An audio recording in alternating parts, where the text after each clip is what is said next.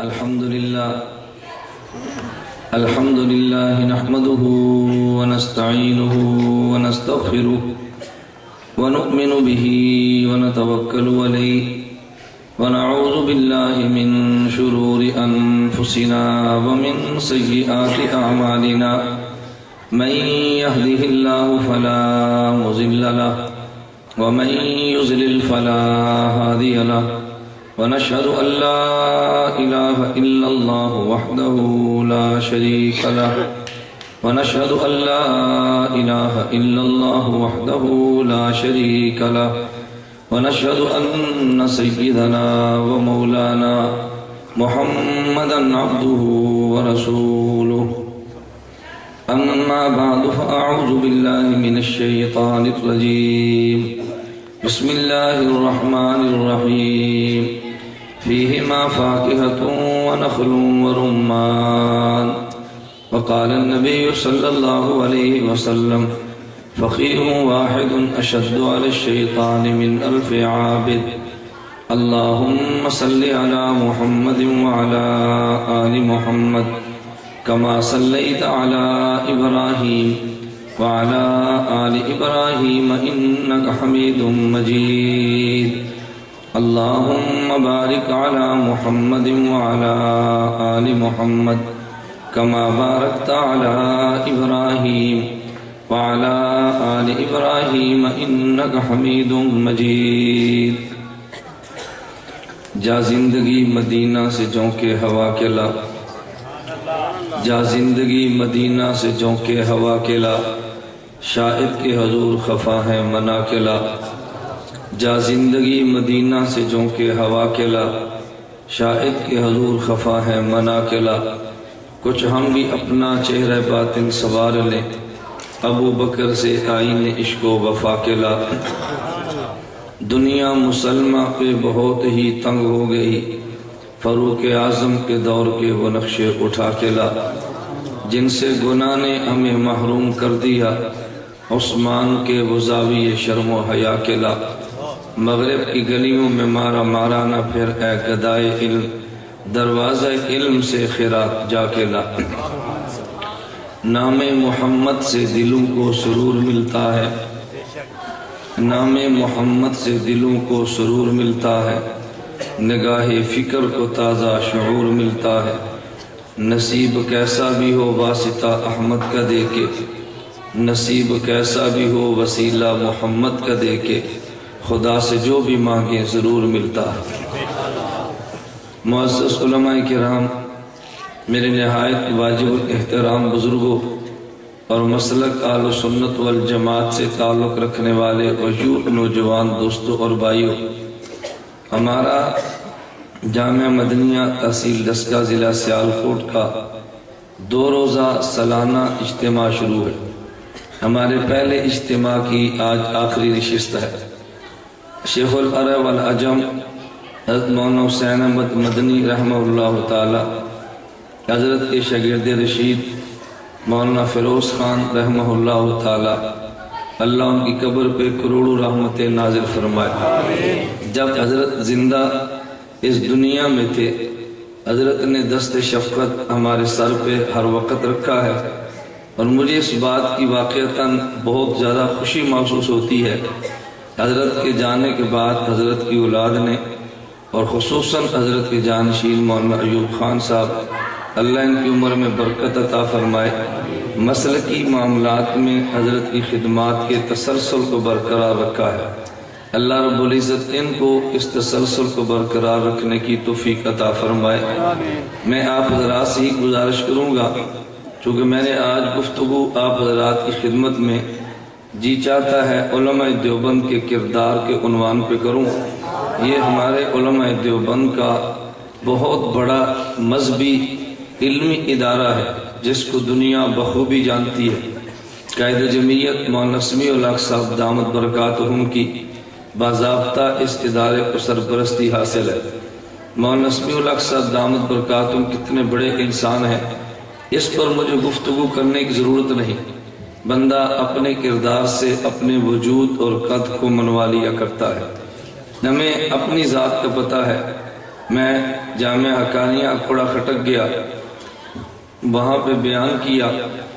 صبح 7 بجے بغیر مولانا سمیع الحق صامت دامت برکاتہم سے پوچھے بیان کیا اور چلا گیا۔ جا رہا تھا، طلبہ سے میں نے پوچھا کہ دورہ حدیث کا سبق کتنے بجے ہے؟ انہوں نے کہا جی 7:30 بجے۔ میں نے کہا اب 7 بجے وہاں دارالحدیث کے باہر میرے بیان کا اعلان لکھ دیں۔ ایسا کبھی بھی نہیں ہوتا آدمی کسی ادارے میں جائے اور محتمم سے پوچھے بغیر بیان کر کے چلا جائے، بہت مشکل ہے، کوئی محتمم اجازت نہیں دیتا۔ بیان کیا اور چلا گیا۔ 2 یا 3 دن کے بعد اسلام آباد میں دارالعلوم زکریا کی سالانہ اجتماع تھا، حضرت بھی تشریف فرما تھے، میں بھی حاضر ہوا۔ اور فرمانے لگے کہ مجھے جلدی ہے، تم بیان بعد میں کرنا۔ میں نے کہا جی میری خواہش ہے میں بیان پہلے کر لوں، آپ میرا بیان سنیں، وہ سبق ہوگا، اس میں غلطی ہوگی آپ تنبیہ فرما دیں۔ فرمایا نہیں مجھے جلدی ہے۔ میں نے کہا جی آپ فرمائیں، میں بیان بعد میں کر لوں گا۔ حضرت مجھے فرمانے لگے کہ آپ اکوڑا خٹک آئے اور مجھے دکھ ہوا کہ آپ ملے نہیں اور صبح جلدی چلے گئے، مجھ سے ملتے تو میں حقانیہ میں آپ کا بیان کراتا۔ میں نے کہا جی بیان تو میں نے آپ کی اجازت کے بغیر صبح کر لیا تھا، ملا تو اس لیے نہیں کہ آپ کے آرام کا وقت تھا۔ فرمانے لگے حقانیہ جب آؤ ہم سے پوچھنے کی ضرورت نہیں، آپ بغیر پوچھے مسلک دیوبند کو حقانیہ میں بیان کرو۔ میں ایک واقعہ عرض کر رہا ہوں ورنہ میرے ان کے تعلقات کے واقعات ہیں، اللہ میں بات سمجھنے کی توفیق عطا فرمائے۔ دارالعلوم دیوبند اور علماء جو فارغ دارالعلوم دیوبند سے ہیں یا وہ علماء جو دیوبند کے ساتھ منسلک ہیں، وہ علماء جو دیوبندی نظریات کے حامل ہیں، میں ان کی خدمات کو پیش کرنے سے قبل بطور تمہید کے تھوڑی سی بات عرض کروں گا اور اس کا تذکرہ میں ایک واقعہ سے کرتا ہوں۔ مدینہ منورہ مسجد نبی میں رمضان مبارک کے ماہ میں بیٹھا تھا، ایک شخص جو میرا مریض تھا اور مجھے فون کر کے پوچھنے لگا کہ مولانا آپ مدینہ منورہ کہاں پر ہیں؟ میں نے کہا مسجد نبی میں ہوں۔ مجھے پوچھتا ہے کہ مسجد نبی میں کس جگہ پر ہے؟ میں نے کہا جو مسجد نبی میں رسول اللہ صلی اللہ علیہ وسلم کا روزہ ہے، اس روزہ مبارک کے سامنے صحن میں 2 چھتریاں اور ان 2 چھتریوں کے پیچھے جدید مسجد نبی کا جو ستون ہے برآمدے کا، وہاں بیٹھا ہوں۔ وہ نوجوان آیا مجھے ملا اور پوچھنے لگا جی آپ سے میں پوچھ سکتا ہوں کہ یہاں کیوں بیٹھے ہیں؟ میں نے کہا میں پوچھ سکتا ہوں کہ آپ کو دلیل سے بتاؤں یا آپ کو آنکھوں سے دکھاؤں؟ میں نے کہا دلیل سے بتاؤں گا تجھے شاید سمجھ نہ آئے، میں آنکھوں سے بتاؤں گا تجھے نظر آئے گا۔ مجھے کہتے جی آپ بتا دیں کیوں بیٹھے ہیں؟ میں نے کہا آپ دیکھیں ذرا یہ سامنے کیا بنا ہے؟ مجھے کہتے جی روزہ پاک ہے۔ میں نے کہا مسجد نبی کے صحن میں کھڑے ہو جاؤ، یہ کیا لکھا ہے؟ مجھے کہتا ہے جی ابو بکر۔ میں نے کہا آگے؟ کہتا ہے عمر۔ میں نے کہا پھر دائیں طرف؟ کہتا ہے عثمان۔ میں نے کہا آگے؟ کہتا ہے علی۔ میں نے کہا پھر دائیں طرف؟ کہا جی عباس۔ میں نے کہا آگے؟ کہتا ہے حسن اور حسین۔ میں نے کہا سامنے ستون پہ کیا لکھا ہے؟ کہتا ہے نعمان بن ثابت۔ کیا لکھا ہے؟ نعمان بن۔ آپ مسجد نبی میں جا کر دیکھیں، میں اس کو تحدی اور چیلنج کے طور پہ کہتا ہوں۔ میں نے کہا کیا لکھا ہے؟ کہتا ہے نعمان بن ثابت۔ میں نے کہا سمجھ آئی میں یہاں کیوں بیٹھا؟ کہتا ہے جی مجھے تو سمجھ میں نہیں آئی۔ میں نے کہا تمہیں سمجھ آتی تو امام ابو حنیفہ کی بات مان نہ لیتے؟ جسے سمجھ آئے وہ امام ابو حنیفہ کی بات کو مان لیتا ہے۔ میں سمجھ سے بات کہنے لگا ہوں، مجھے ایک شخص کہنے لگا یہ جی فلاں مسلک والے اپنے سر پہ مسجد میں آئے تو ٹوپی نہیں لیتے، اپنے سر پہ پگڑی نہیں باندھتے۔ میں نے کہا ان کو ٹوپی نہیں لینی چاہیے، ان کو پگڑی نہیں باندھنی چاہیے۔ مجھے کہتے جی کیوں؟ میں نے کہا جس بندے کی جیب میں پیسے ہوں وہ حفاظت کے لیے بٹوا بھی رکھتا ہے، اگر جیب میں پیسے نہ ہوں تو بٹوے کی ضرورت ہی نہیں ہے۔ جس بندے کے سر میں عقل ہو حفاظت کے لیے ٹوپی بھی پہنتا ہے، جب سر میں عقل نہ ہو ٹوپی کی ضرورت بھی نہیں۔ میں نے کہا ضرورت ہی نہیں ہے۔ مجھے کہتا ہے جی بات نہیں سمجھ آئی. میں نے کہا وہی بات تو میں کہتا ہوں سمجھ آتی تو امام کی تقلید نہ کر لیتے, تو سمجھا جو نہیں ہے. میں نے کہا دیوبند کا نظریہ ہے ہمیں اللہ رب العزت نے علم اور عمل اس روزے والے کو دیا ہے. اس روزے والے نے علم اپنے اصحاب کو دیا ہے, اصحاب نے علم نعمان کو دیا ہے, اور نعمان نے علم ہمیں دیا ہے.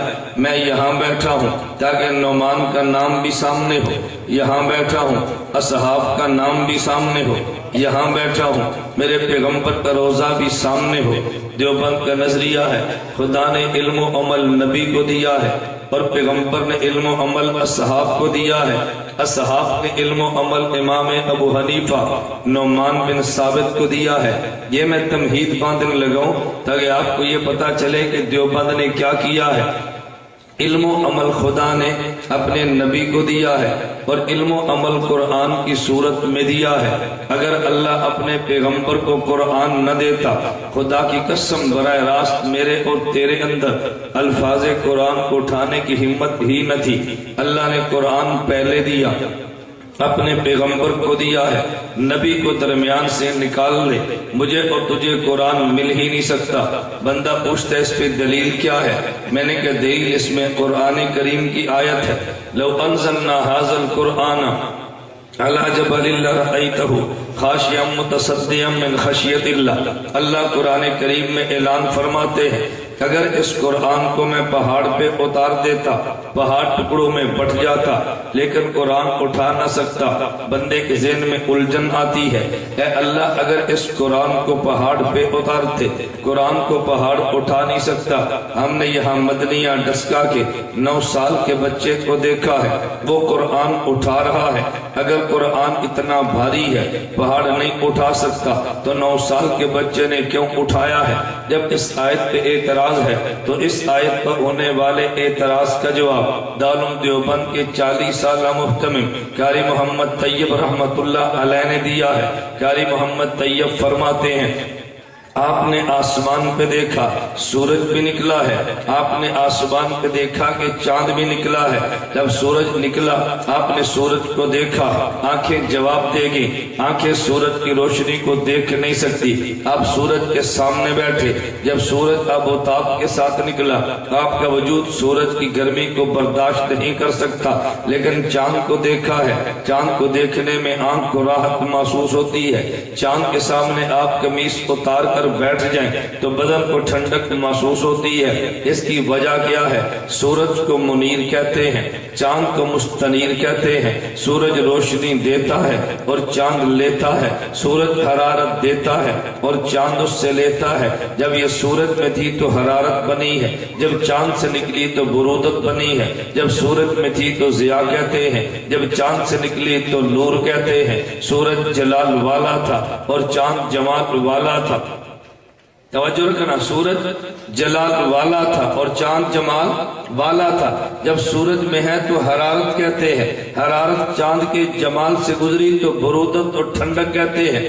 جب سورج میں ہے تو ضیاء اور تپش والی روشنی کہتے ہیں. جب چاند کے جمال سے گزری ہے اس کو نور اور ٹھنڈی چاندنی کہتے ہیں. حضرت حکیم الاسلام قاری محمد طیب اس کا جواب یوں دیتے ہیں کہ چاند جلال والا, سورج جلال والا ہے اور چاند جمال والا ہے. سورج کی روشنی جلالی ہے, چاند کی روشنی جمالی ہے. سورج کی تپش جمالی ہے اور چاند کی ٹھنڈک جمالی ہے. اگر سورج جلال والے کی روشنی کو دیکھے آنکھ جواب دے جاتی ہے. سورج کے سامنے تو بیٹھ جائے تو تپش جلالی ہے, وجود جواب دے جاتا ہے. لیکن جب سورج کی جلالی روشنی چاند کے جمال سے گزرتی ہے تو دیکھنے میں لطف آ جاتا ہے. جب سورج کی جلالی تپش چاند سے گزرتی ہے بدن میں پڑی تو ٹھنڈک محسوس ہو جاتی ہے. میرا اللہ جلال والا ہے, میرا محمد جمال والا ہے. میرے اللہ کا کلام جلالی ہے, میرے محمد کا کلام جمالی ہے. جب جلالی کلام ڈائریکٹ پہاڑ پہ اترتا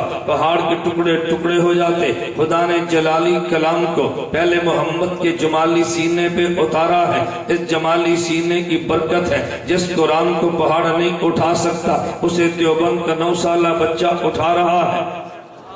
اسے دیوبند کا 9 سالہ بچہ اٹھا رہا ہے۔ میں نے کہا قرآن براہ راست خدا نے نبی کو دیا ہے، نبی نے علوم اصحاب کو دیے ہیں۔ میں اس کو سمجھانے کے لیے ایک جملہ کہتا ہوں۔ دیوبند کا نظریہ ہے کہ نبی کو نمائندہ خدا کہتے ہیں، صحابی کو نمائندہ مصطفیٰ کہتے ہیں، نبی کو کلام خدا کا ملتا ہے، نبی کا کلام اصحاب کو ملتا ہے، نبی قرآن کے الفاظ صحابہ کو دیتے ہیں، صحابہ حدیث کے الفاظ امت کو دیتے ہیں۔ نبی اور صحابہ کے درمیان، اللہ اور صحابہ کے درمیان واسطہ نبی بنتا ہے، نبی اور امت کے درمیان واسطہ صحابی بنتے ہیں۔ خدا کے کلام کو لینا ہو نبی کے دروازے پہ جاتے ہیں، اور پیغمبر کا کلام لینا ہو صحابی کے دروازے پہ جاتے ہیں۔ نبوت بولے تو قرآن بنتا ہے، صحابی جب بولتا ہے حدیث بنتی ہے۔ کلام تو پہلے موجود تھا لیکن نبی بولے ہیں، ہمیں قرآن کا پتہ چلا ہے، حدیث مبارک موجود ہے، صحابی قال رسول کہتا ہے، ہمیں پتہ چلتا ہے حدیث آ گئی ہے۔ تو زبان نبوت پر اعتماد کرنے سے کلام خدا ملتا ہے، زبان صحابی پر اعتماد کرنے سے کلام مصطفیٰ بنتا ہے۔ خدا نے جتنا دین دینا تھا پیغمبر کے ذریعے دے دیا ہے، قرآن کامل دیا ہے۔ اس کو یوں کہا ہے الیوم اکملت لکم دینکم، میرے پیغمبر میں نے تمہیں دین کامل کر کے دے دیا۔ لیکن جب پیغمبر آئے ہیں کوئی پیغمبر کا ساتھ دینے والا نہیں تھا، نبی نے دین کا اعلان کیا، جس نے ساتھ دیا انہیں اصحاب کہتے ہیں، نبی نے اعلان کیا تو جس نے مال دیا انہیں اصحاب کہتے ہیں۔ جب پیغمبر نے تقاضا رکھا ہے تو جنہوں نے جان دی ہے انہیں اصحاب کہتے ہیں۔ میں یوں کہوں گا کہ میرے پیغمبر نے دین کو کامل مکمل کر کے صحابہ کو دے دیا ہے، صحابہ نے نبی سے دین لے کے پوری دنیا میں دین پھیلا دیا ہے۔ لیکن نبی بھی صحابہ کو دین دے رہے تھے، وہ لکھ کر نہیں دیا، صحابہ نے امت کو دیا ہے تو لکھ کر نہیں دیا۔ امام اعظم ابو حنیفہ نعمان بن ثابت آئے ہیں، صحابہ سے دین لیا ہے اور لکھ کے امت کو دے دیا ہے۔ امام ابو حنیفہ صحابہ سے دین کو لیا ہے تو امت کو لکھ کے دے دیا ہے۔ میں 3 لفظوں میں بات کیا کہ آگے چلتا ہوں۔ میں نے کہا نبی نے کہا تکمیل دین کا کیا ہے، صحابہ نے کہا تمکین دین کا کیا ہے، امام ابو حنیفہ نے کہا تدوین دین کا کیا ہے۔ دین کو مکمل کرنے والے ہمارے نبی ہیں اور دین کو جگہ دینے والے ہمارے نبی کے صحابہ ہیں، اور دین کو لکھ کے دینے والے امام اعظم ابو حنیفہ نعمان بن ثابت ہے۔ دیوبند والوں نے کیا کیا ہے؟ جو دین اللہ کے نبی نے خدا کے سے لے کے اصحاب کو دیا ہے، صحابہ نے دین نبی سے لے کے آگے امام اور امت کو دیا ہے۔ میرے امام نے وہ دین لکھ کے امت کے حوالے کیا ہے۔ دیوبند والوں نے کام کیا کیا؟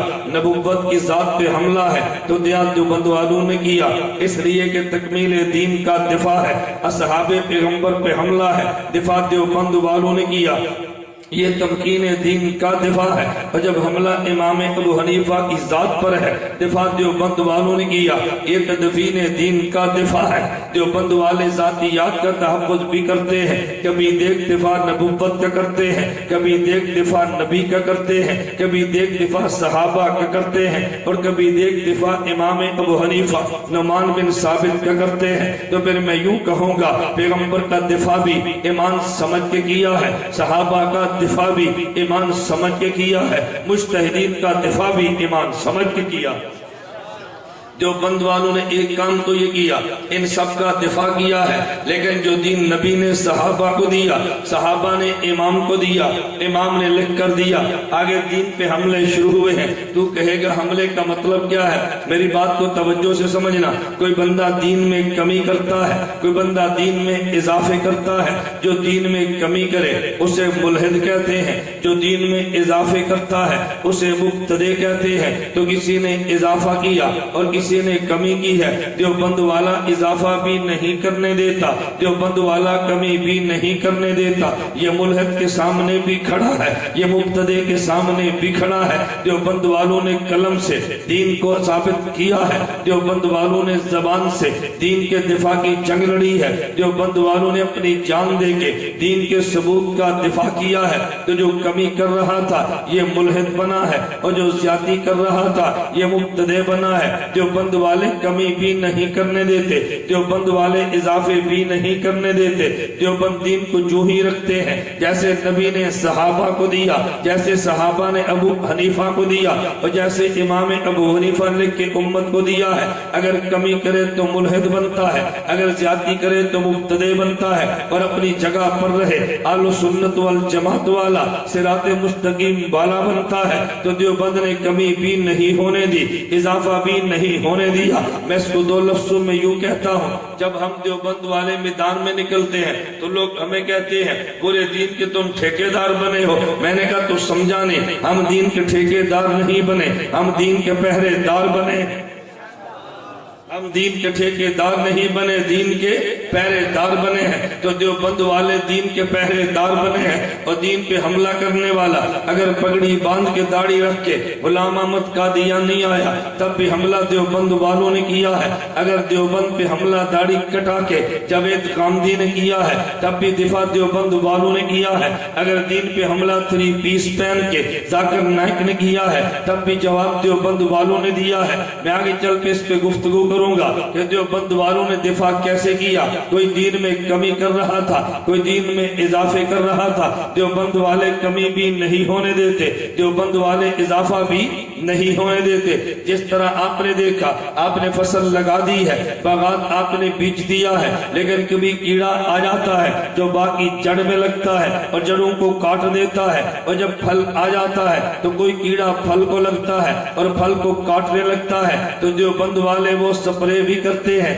कि जिससे जड़ वाला कीड़ा अपनी मौत मर जाता है। देवबंद वाले वो स्प्रे भी करते हैं कि जो उस पत्ते के ऊपर आने वाले कीड़े को मार देता है। जो कीड़ा जड़ को लगा है इसे कीड़ा इल्हाद का कहते हैं, और जो जड़ को नहीं शाखों को लगा है इसे कीड़ा बिदअत का कहता है। तो देवबंद वाला दुनिया में ऐसा स्प्रे करता है जिससे इल्हाद का कीड़ा भी मर जाता है और बिदअत का कीड़ा भी मर जाता है। देवबंद वालों ने दिफा किया है और इल्हाद से भी दीन को बचा लिया है और बिदअत से भी दीन को बचा लिया है। न कमी करने देते हैं न इजाफे करने देते हैं। मैं 2-3 नजरियात बयान कर मजीद आगे चलूंगा। आपने देखा एक बंदे ने दावा किया अल्लाह की जात हर जगह पे मौजूद नहीं। देवबंद वालों ने दलाल से साबित किया खुदा हर जगह पे मौजूद है। एक बंदे ने दावा किया हर जगह पे नबी मौजूद है। देवबंद वालों ने दिफा किया पैगंबर हर जगह पे मौजूद नहीं है। जो खुदा को हर जगह पे नहीं मानता ये इल्हाद वाला है, जो नबी को हर जगह पे मानता है ये बिदअत वाला है, और जो खुदा को हर जगह पे मान के नबी को मदीने में मानता है ये सिराते मुस्तकीम आल सुन्नत वल जमात वाला है। जिसने कहा खुदा हर जगह पे नहीं अर्श पे रहता है उसने भी जुर्म किया है, और जो कहते हैं नबी हर जगह पे रहता है इसने भी जुर्म किया है। देवबंद इल्हाद वाले भी नहीं, देवबंद बिदअत वाले भी नहीं, देवबंद इल्हाद वाले भी नहीं, देवबंद बिदअत वाले भी नहीं। देवबंद वाले दोनों से दीन को बचा रहे हैं। जिसने कहा खुदा हर जगह पे नहीं है वो भी दलील देता है, और जिसने कहा नबी हर जगह पर है वो भी दलील देता है। हमने ये देखना है दलील गलत देता है या दलील ठीक देता है। आप इतनी जल्दी फिसल न जाया करो और जो मुझे फलां बंदे ने दलील दी है, बेटा उस दलील पे गौर तो कर लेना चाहिए वो दलील ठीक है या गलत है। अगर ठीक होगी तो मान लेंगे, अगर गलत होगी तो नहीं मानेंगे। तो जिसने ये कहा खुदा की जात हर जगह पे नहीं है, अल्लाह सिर्फ अर्श पे रहता है, उसने भी दलील दी है। जरा उसकी दलील पे तवज्जो रखना। वो दलील देने लगा और ये अल्लाह की जात हर जगह पे नहीं, अल्लाह की जात अर्श पर है। मैंने कहा तेरी दलील क्या है? कहते हैं मेराज का वाकया बयान करते हो। मैंने कहा बयान भी करते हैं, हम सुन भी लेते हैं, किताबों में पढ़ भी लेते हैं। अच्छा ये बताओ अल्लाह के नबी मेराज के मौके पर कहाँ गए थे? मैंने कहा अर्श पे गए थे। कहते क्यों गए थे? मैंने कहा अल्लाह से बात करने के लिए गए थे। कहते जब अल्लाह अर्श पे नहीं है तो नबी अर्श पे क्यों गए थे? नबी का अर्श पे जाके अल्लाह से बात करना इस बात की दलील है अल्लाह अर्श पे रहते हैं। उसने दलील दी है अल्लाह के नबी का अर्श पे जाके बात करना इस बात की दलील है कि अल्लाह अर्श पे रहते हैं। मैंने कहा अगर तेरी बात को मान लिया जाए तो फिर कोई दूसरा बंदा कहेगा अल्लाह कोहे तूर पे रहते हैं। हमने कहा तेरी दलील क्या है? कहते जब मूसा अल्लाह से बात करते कहाँ जाते? हमने कहा कोहे तूर पे जाते। कहते जब अल्लाह कोहे तूर पे नहीं थे तो मूसा अलैहिस्सलाम क्यों जाते? मूसा अलैहिस्सलाम का कोहे तूर पे जाके अल्लाह से बातें करना इस बात की दलील है ہے اللہ کو ہے طور پہ رہتے ہیں۔ میں نے اس کا جواب تو کیا دے گا؟ تیسرا بندہ کہے گا اللہ ڈسکے کی مسجد میں رہتے ہیں۔ ہم پوچھے تیری دلیل کیا ہے؟ وہ کہتا ہے میری دلیل یہ ہے کہ جب بندے نے بات کرنی ہو تو پھر نماز پڑھتا ہے، اور جب نماز پڑھنی ہو تو مسجد میں چلا جاتا ہے۔ اگر اللہ مسجد میں نہیں تھے تو بندہ بات کس سے کرتا ہے؟ میں نے کہا تو کیا جواب دے گا؟ کہتا جی بات تو بڑی وزنی ہے۔ میں نے کہا وزنی تیرے نزدیک ہے، دیوبند والوں کیا کوئی وزنی بات نہیں ہے؟ مجھے کہتے کیوں نہیں؟ میں نے کہا دیوبند کا نظریہ ہے خدا کی ذات ہر جگہ پر ہے،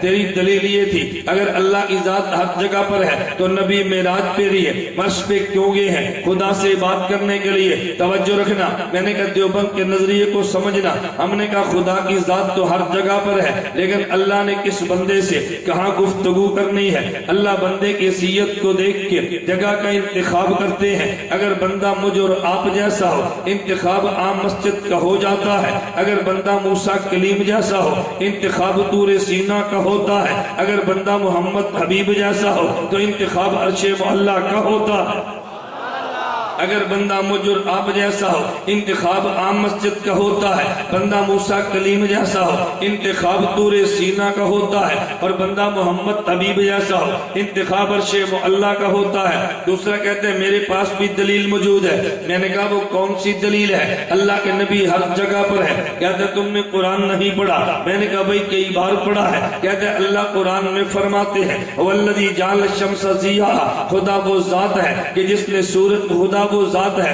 وَمَا أَرْسَلْنَاكَ إِلَّا رَحْمَةً لِلْعَالَمِينَ، جس نے نبی کو رحمت بنایا ہے۔ رحمت ہر جگہ پہ، خدا کا نبی بھی ہر جگہ پہ۔ میں نے کہا تیری دلیل کو مان لے تو پھر میں کہوں گا سورج بھی ہر جگہ پر ہے۔ مجھے کہتے دلیل کیا ہے؟ میں نے کہا تیری طرح دلیل قرآن میں ہے۔ کہتے قرآن میں کہاں لکھا ہے؟ میں نے کہا اللہ قرآن میں یہ نہیں فرماتے وَالَّذِي جَعَلَ الشَّمْسَ ضِيَاءً۔ کہتا جی بالکل ہے۔ میں نے کہا اس کا ترجمہ تیری طرح میں بھی کروں گا۔ اللہ نے سورج کو روشنی بنایا اور روشنی ہر جگہ پہ ہے، سورج بھی ہر جگہ پہ ہے، تو میں نے کہا سورج کو ہر جگہ پہ مان لے۔ مجھے کہتے ہیں یہ نہیں، سورج تو آسمان پر ہے، سورج کی روشنی ہر جگہ پر ہے۔ میں نے کہا پھر ہم بھی کہتے ہیں نبی مدینہ میں ہے اور نبی کی رحمت ہر جگہ پہ ہے۔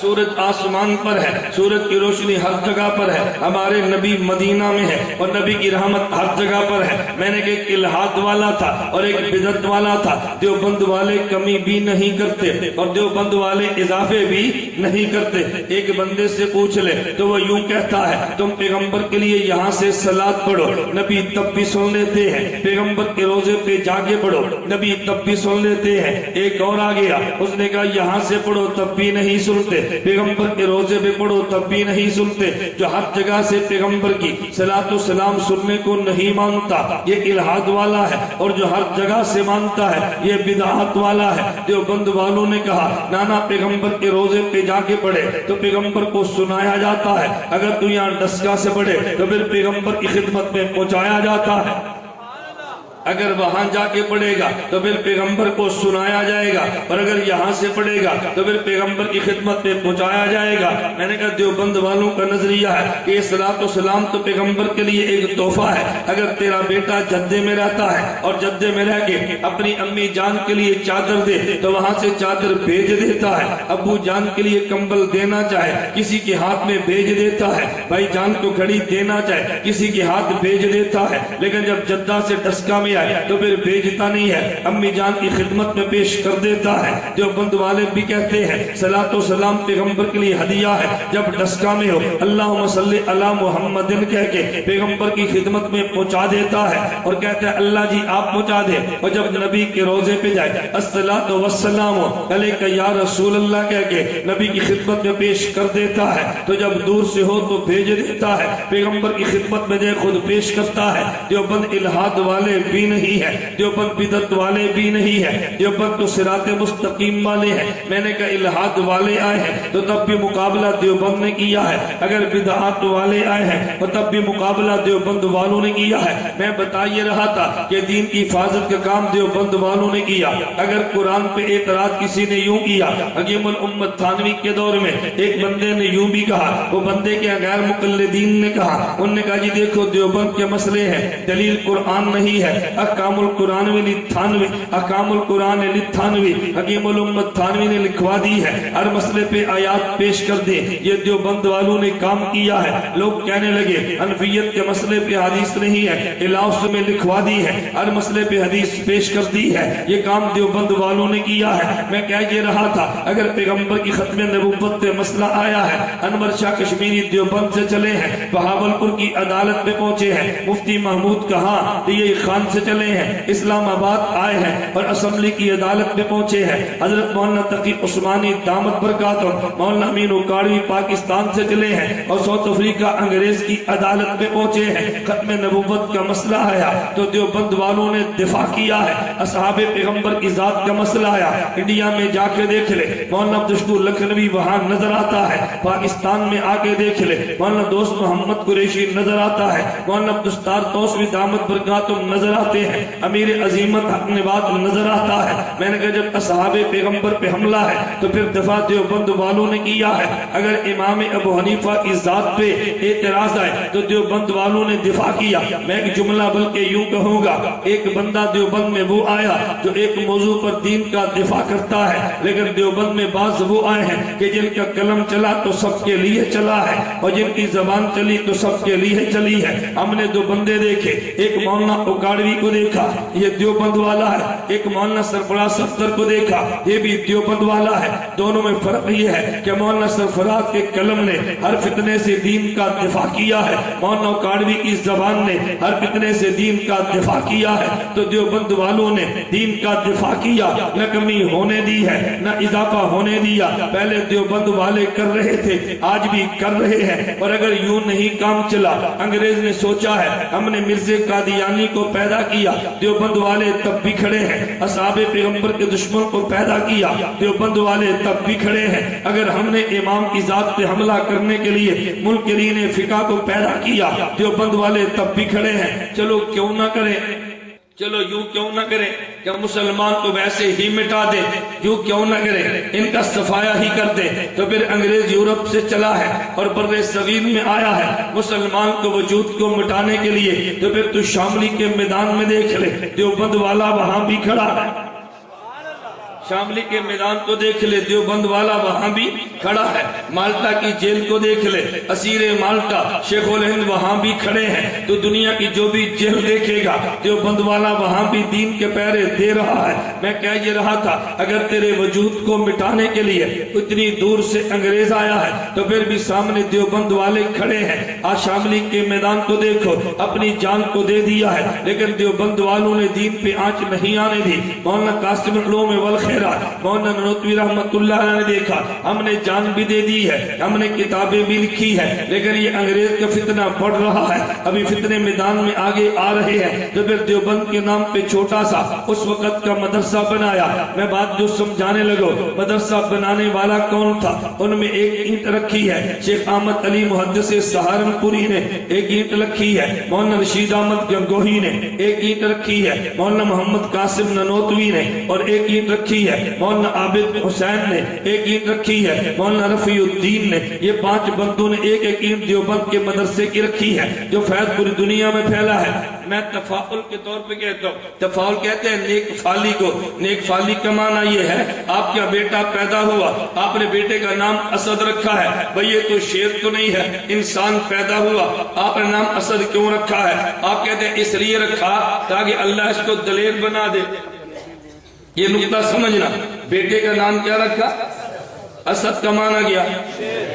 یہ شیر جمعہ یا انسان جمعہ؟ لیکن آپ کیا کہتے ہیں؟ اسد۔ باپ سے پوچھو اسد نام کیوں رکھا ہے؟ کہتے ہیں نیک فالی کے لیے، تاکہ میرے بیٹے کو اللہ دلیر بنا دے۔ حضرت علی کا بیٹا پیدا ہوا، حضور نے پوچھا کیا نام رکھا ہے؟ کہ یا رسول اللہ میں نے حرب نام رکھا ہے۔ فرمایا حرب تو جنگ کو کہتے ہیں، حضور کیا نام رکھے؟ فرمایا بیٹے کا نام حسن رکھ تاکہ امت میں صلح کرائے۔ یہ نیک فالی کے لیے میرے پیغمبر نے نام بدل دیا ہے۔ تو نیک فالی دنیا میں چلتی ہے، عربی میں تفاعل کہتے ہیں، اردو زبان میں نیک فالی کہتے ہیں۔ تو میں بھی جامعہ مدنیہ میں بیٹھ کے دیوبند کی تفاعل بیان کرتے ہوئے یوں کہوں گا، ایک بزرگ جس کا نام احمد علی سہارنپوری ہے، اس نے بخاری پہ حاشیہ لکھا ہے، ہے ان نے دیوبند کی ایک اینٹ رکھی ہے، اس سے میں نے ایک فالی یوں لوں گا۔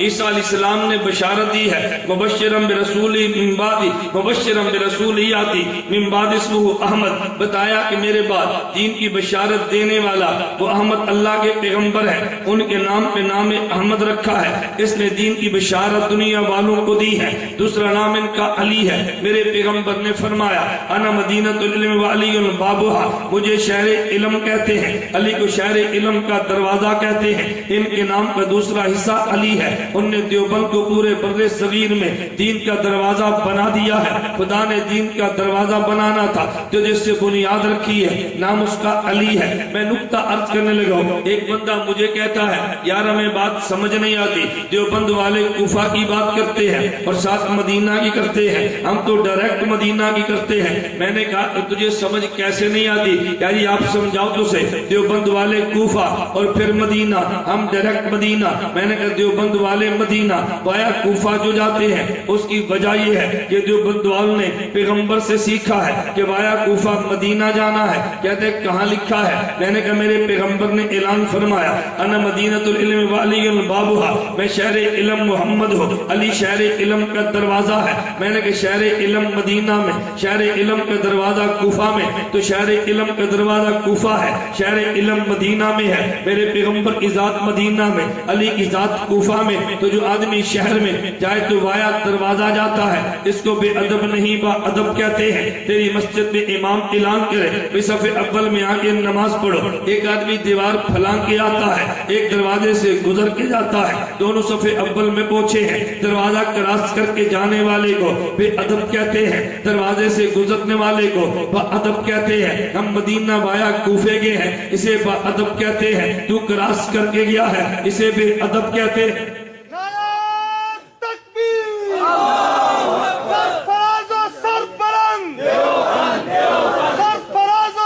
ہم جو آیا کوفہ مدینہ گئے تو دروازے سے جانے والے کو با ادب کہتے ہیں، اور دروازہ کراس کر کے جائے تو اسے بے ادب کہتے ہیں۔ توجہ رکھنا، امام بخاری خود بتاتے ہیں، میں علم حاصل کرنے کے لیے امام بخاری فرماتے ہیں میں شام گیا ہوں، میں بصرہ گیا ہوں، میں کوفہ گیا ہوں، میں جزیرہ گیا ہوں۔ پھر امام بخاری سفر کی روایت یوں فرماتے ہیں دخلت الی الشام و مصر، میں شام و مصر میں گیا، 2 مرتبہ گیا ہوں، مرتين۔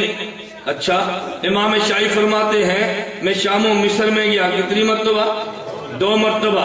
میں بصرہ گیا، کتنی مرتبہ؟ کہ 4 مرات، 4 مرتبہ۔ وَقَمْتُ بِالْحِجَازِ 6 عام، اور میں حجاز گیا ہوں تو 6 سال رہا ہوں۔ اور جب کوفہ کی باری ہے کہتے اللہ افسی کم دخلت الی کوفہ تھا، مجھے یاد ہی نہیں ہے میں کوفہ کتنی بار گیا ہوں، مجھے یاد ہی نہیں میں کوفہ کتنی بار گیا۔ تعجب ہوتا ہے امام بخاری جیسا ذہین آدمی کہتا ہے مجھے یاد ہی نہیں میں کوفہ کتنی بار گیا، لیکن تعجب نہیں ہوگا اگر اس نقطے پہ غور کرے گا۔ یہ دیکھ مدنیہ کا گیٹ ہے، ایک طالب علم یہاں پڑھتا ہے، میں نے پوچھا بیٹا یہ بتا تو مدنیہ کتنے سال پڑھا ہے؟ کہتا ہے استاد جی میں 12 سال پڑھا، 3 سال میں نے حفظ کیا ہے، 9 سال میں نے کتابیں پڑھی ہیں، اس کو پڑھنے کا زمانہ یاد ہے۔ میں نے کہا دروازے سے کتنی بار گزرا ہے؟ کہتے ہیں یہ تو مجھے یاد نہیں ہے، معلوم ہوا کہ شہر میں کتنا عرصہ رہا یہ تو یاد رہتا ہے، دروازے سے کتنا گزرا ہے یہ یاد نہیں رہتا۔ بخاری کہتا ہے میں حجاز میں 6 سال رہا، مجھے یاد ہے، کوفہ سے کتنی بار گیا مجھے یاد ہی نہیں ہے۔ مدینہ شہر علم ہے اور کوفہ شہر علم کا دروازہ ہے، کوفہ شہر علم کا دروازہ ہے۔ میں خیر بات یہ کہہ رہا تھا، ایک بندے نے اینٹ رکھی ہے، اس کا نام شیخ احمد علی سہارنپوری ہے۔ نمبر 2 جس نے اینٹ رکھی ہے نام رشید احمد گنگوئی ہے۔ توجہ رکھنا، میں رشید سے تفاعل لیتا ہوں۔ لوط علیہ السلام بستی صدوم میں رہتے ہیں، ان کے گھر میں 2 فرشتے آئے اور چھوٹے معصوم بچوں کی صورت میں آئے، 15 سال 20 سال کا لڑکا ہے، اس صورت میں آئے اور بستی صدوم اس مرد میں مبتلا تھی۔ اللہ ہم سب کی حفاظت فرمائے۔ حضرت لوط علیہ السلام فرمانے لگے اور بے ایمانوں میرے مہمان آئے ہیں، تمہیں شرم کیوں نہیں آتی؟ وہاں لوط علیہ السلام نے جملہ فرمایا تھا، لوط علیہ السلام نے جملہ فرمایا اور وہ جملہ بڑا غور کرنے والا ہے۔ لوط علیہ السلام فرمانے لگے الیس منکم برجل، کیا تمہارے اندر سے کوئی رشید آدمی موجود نہیں ہے؟ کیا مطلب کہ جو اس فتنے سے امت کو بچا لے؟ معلوم ہوا فتنوں سے بچانے والے کو رشید کہتے ہیں، تو دیوبند کی پہلی اینٹ رشید نے رکھی ہے۔ یہ دیوبند فتنوں سے امت کو بچانے کا ذریعہ بنا ہے۔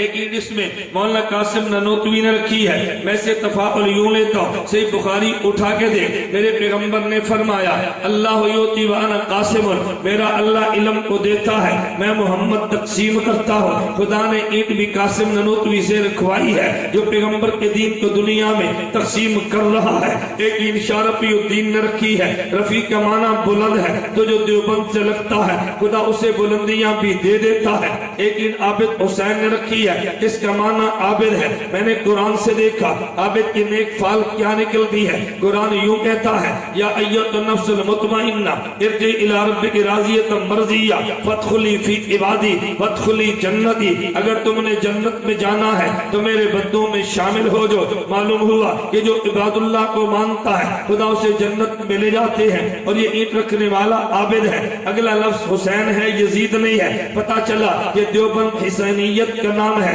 دیوبندیت یزیدیت کا نام نہیں ہے۔ حسین کے پیارے کار کو دیوبند کہتے ہیں اور یزید کے پیروکار کو کبھی دیوبندی نہیں کہتے۔ ہاں ذاکر نائک تو کہہ سکتے ہیں، تو ویڈیو سیڈیز کو آج دیکھ لے، ذاکر نائک نے تائید امام حسین کی نہیں کی، اس نے یزید کی ہے۔ میں نے کہا تجھے یزید کی تائید مبارک ہو، اور دیوبند والوں کو امام حسین کی تائید مبارک ہو۔ ہم حسین والے ہیں، ہم یزید والے نہیں ہیں۔ ہم تائید حسین کی کرتے ہیں، ہم یزید کی تائید نہیں کرتے۔ پھر جب دیوبند چلا ہے، ایک استاد پڑھانے لگا، نام اس کا بھی محمود ہے، اور جو پڑھنے لگا نام اس کا بھی محمود ہے۔ قیامت کے دن جو مقام اللہ نبی کو دے گا اس مقام کا نام بھی محمود ہے۔ پتہ یہ چلا ہے محمود حمد سے بنا ہے، حمد تعریف کو کہتے ہیں۔ تو جو بھی دیوبند کے ساتھ لگا ہے یا وہ حمد کیا کرتا ہے یا دنیا اس کی مدح کرتی ہے، اور جہاں بیٹھ کے پڑھنا شروع کیا ہے، میں نے دیوبند کی تاریخ کو پڑھا ہے، تو نے بھی پڑھا ہوگا۔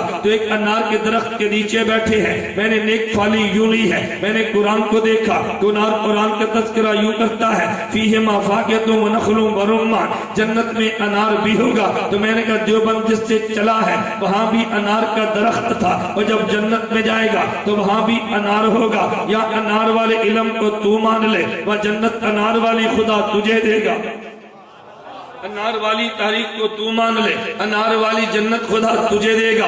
میں نے ایک فالی کے طور پہ کہہ رہا تھا، پھر یہ دیوبند والے آئے ہیں تو دنیا میں بیٹھے رہے، بلکہ دیوبند والے دنیا میں چھاگے ہیں۔ میں نے دارالعلوم دیوبند کے اگر ایک فرد کا تذکرہ کروں گا تو بات بڑی لمبی ہوگی۔ میں اجمال کے ساتھ کہنے لگا اگر انگریز آیا ہے تو پھر تاریخ علماء دیوبند نے اٹھائی ہے، ترک موالات کے نام پہ چلی ہے، انگریز کے لیے جینا حرام کر دیا ہے، انگریز نے واپسی کا ارادہ کر لیا، انگریز نے برِ صغیر کو چھوڑا ہے، پاکستان بننے لگا۔ محمد علی جناح قائد اعظم نے تاریخ چلائی ہے، وہ پاکستان بننا چاہیے۔ تو جن لوگوں نے محمد علی جناح کا ساتھ دیا ہے، دارالعلوم دیوبند کے 5 بڑے عہدے تھے۔ نمبر 1 صدر محتمم کا عہدہ علامہ شبیر احمد عثمانی ہے، یہ محمد علی جناح کا ساتھ دیتے ہیں، اور یہ سرحد جو پاکستان کا حصہ بنا علامہ شبیر احمد عثمانی کی محنت کا نتیجہ ہے۔ یہ کبھی پاکستان کا حصہ نہ بنتا اگر علامہ شبیر احمد عثمانی یا دورے کر کے ریفرنڈم نہ کراتے۔ دوسرا عہدہ محتمم کا ہے،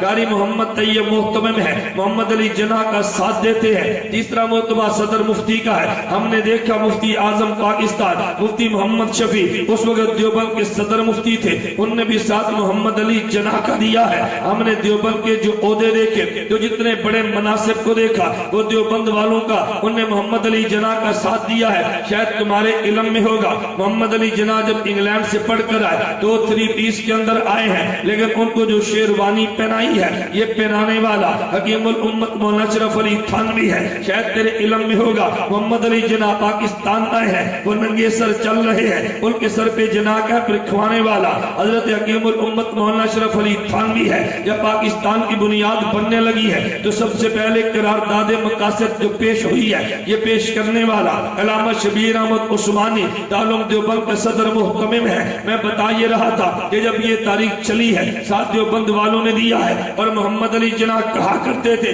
फरमाते हैं पूरे हिंदुस्तान में जो मैंने तारीख चलाई है मेरे साथ एक इतना बड़ा आलिम है, हिंदुस्तान पाकिस्तान के उलमा का इल्म एक पलड़े में रख दिया जाए, उसका इल्म सबसे वजनी है, उसे हकीमुल उम्मत मौलाना अशरफ अली थानवी कहते हैं। और जब पाकिस्तान बनने लगा है जो कौन नहीं जानता, मगरबी पाकिस्तान बांग्लादेश में जिस बंदे ने परचम पाकिस्तान के लहराया है उसे मौलाना जफर अहमद उस्मानी कहते हैं, जो दारुल देवबंद का उस्तादुल हदीस है। कौन नहीं जानता जब ये पाकिस्तान बना है और परचम पाकिस्तान के लहराने लगे हैं तो अल्लामा शबीर अहमद उस्मानी लहराते हैं, जो दारुल देवबंद के सदर मुहतमिम है। जब मोहम्मद अली जिन्ना बीमार हुए, कहा मैं अगर मर जाऊं तो मेरा जनाजा जिसने पढ़ाना वो अल्लामा शबीर अहमद उस्मानी है, जो देवबंद वालों ही ने सारा काम किया। लेकिन तुझे सिर्फ एक नाम दिखाकर लोग मुखालफत करेंगे, और जी हुसैन अहमद मदनी तो वो था कि जिसने पाकिस्तान की मुखालफत की है। मैंने कहा न बेटा, तो बात को समझा नहीं है। हज़रत हुसैन अहमद मदनी रहमतुल्लाह अलैह अंग्रेज के खिलाफ थे,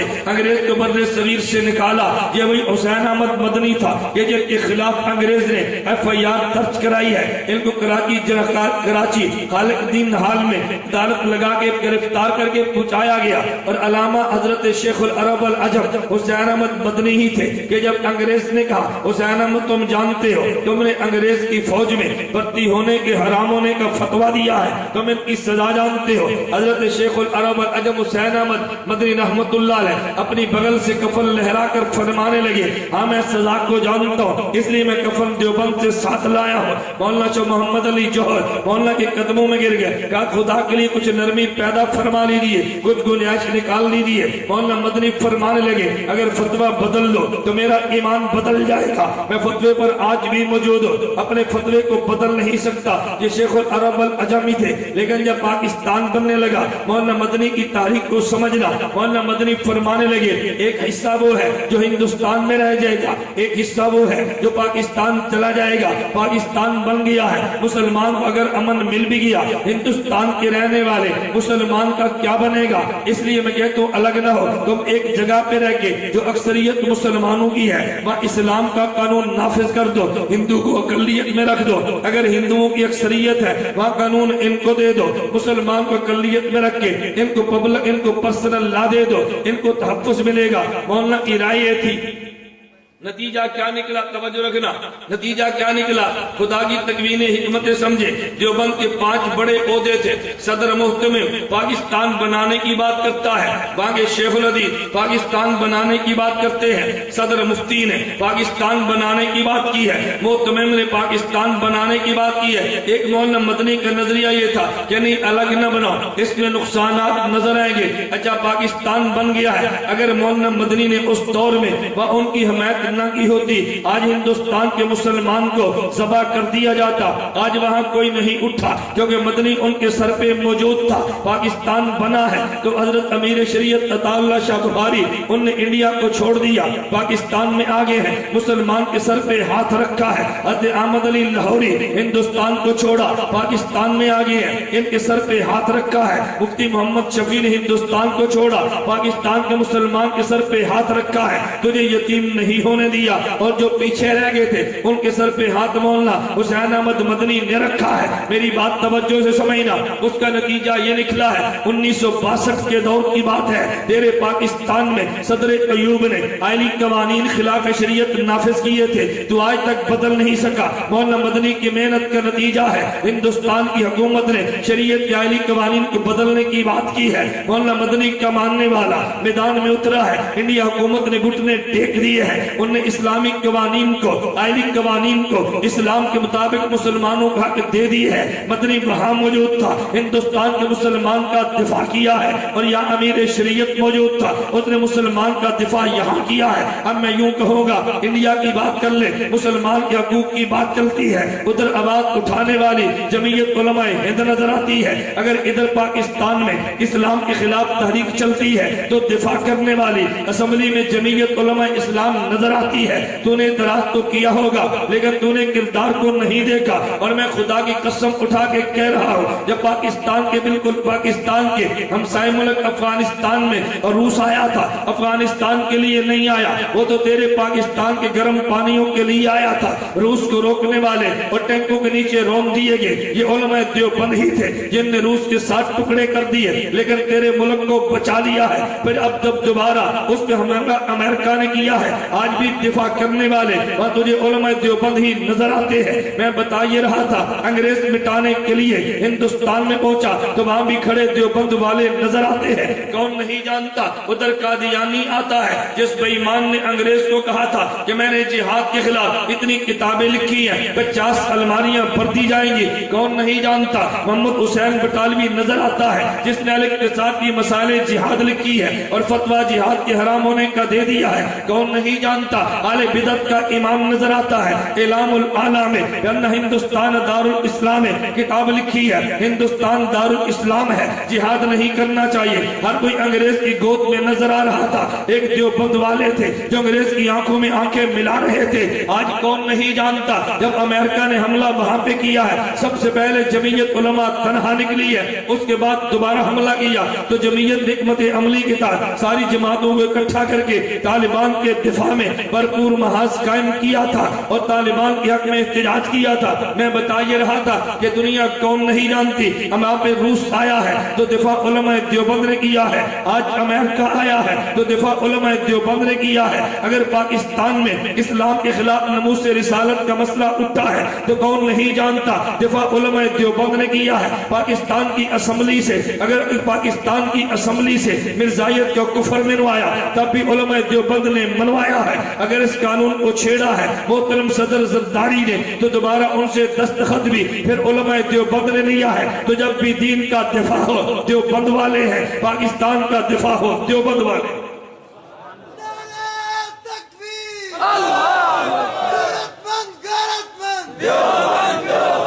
اسلام کا دفاع ہو تو دیوبند والے ہیں, پاکستان کا دفاع ہو تو دیوبند والے ہیں, مدارس کا دفاع ہو تو دیوبند والے ہیں. تو جب بھی یہ نکلے ہیں علماء دیوبند نکلے ہیں. اور میں ایک نکتے کی بات کہتا ہوں, کبھی تم نے غور کیا تم پورے پاکستان میں شہید ہونے والے علماء کی تعداد کو دیکھ لو, تجھے علماء دیوبند شہید ہوتے نظر آئیں گے. لیکن اس کے برعکس کبھی تم نے دیکھا اپنی جان پہ کھیلتے ہیں لیکن ابھی تک قانون سے ٹکرائی بھی نہیں ہے, اپنی جان پہ کھیل گئے ہیں. تیرے ملک کے امن کو پھر بھی سنبھالا ہے. لوگ کبھی پوچھتے ہیں یار تمہارے علماء شہید بھی ہوتے ہیں تو تم مقابلے میں گنے لے کر میدان میں نکل کیوں نہیں جاتے, یہاں پہ تم گولیاں شروع کر کیوں نہیں دیتے. دیوبند والوں کا نقطہ نظر سمجھنا. دیوبند والوں نے کہا ہم نے پاکستان بنایا ہے تو ہم ہی نے پاکستان بچانا ہے. بنانے والا اپنی جان کو دے دیتا ہے, ٹکڑے نہیں ہونے دیتا. اگر ہمیں ٹکڑے ہونے کا خدشہ نہ ہوتا اپنے علماء کا انتقام لینا حکومت سے کیا مشکل تھا. لیکن اب بھی خاموش کھڑے ہیں, اپنی جوانیاں قربان کر رہے ہیں. مقابلے میں گولی نہیں چل رہی, گولی کھا رہے ہیں. مقابلے میں گولی کیوں نہیں چلاتا,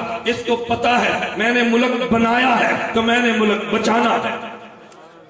میں نے ملک بنایا ہے تو میں نے ملک بچانا ہے. جو بناتا ہے وہ بچانے کی فکر بھی کرتا ہے اور جو نہیں بناتا وہ بچانے کی فکر بھی نہیں کرتا. تو میں نے اختصار سے 3 باتیں عرض کی ہے. میں نے کہا نمبر 1 علماء دیوبند نے تطہیر دین کیا ہے. نمبر 2 علماء دیوبند نے اسلام کا دفاع کیا ہے. نمبر 3 علماء دیوبند نے تیرے ملک کی سرحدات کا دفاع کیا ہے. میں آخری بات کہتا ہوں, ایک تیرے ملک کی جغرافیائی سرحدیں ہیں, ایک تیرے ملک کی نظریاتی سرحدیں, توجہ رکھنا, ایک تیرے ملک کی جغرافیائی سرحدیں ہیں, ایک تیرے ملک کی نظریاتی سرحدیں ہیں. تو جغرافیائی سرحد کے محافظ کو فوجی کہتے ہیں اور نظریاتی سرحد کے محافظ کو مناظر اور عالم کہتے ہیں. جب جغرافیائی سرحدوں پہ حملہ ہو تو پھر فائرنگ فوجی کرتا ہے, اور جب نظریاتی سرحدات پہ حملہ ہو تو پھر فائرنگ مناظر کرتا ہے. فوجی کی فائرنگ کو गोलियां कहते हैं और मुनाजिर की फैलिंग को दलाइल कहते हैं।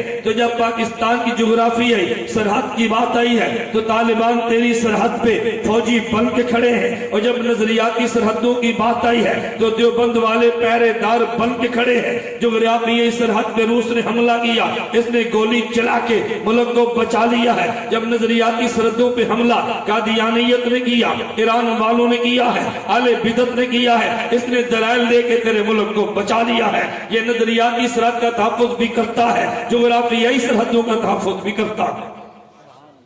जुग्राफियाई और नजरियाती दोनों सरहदों के मुहाफिज कौन है? देवबंद वाले। नहीं नजर आता?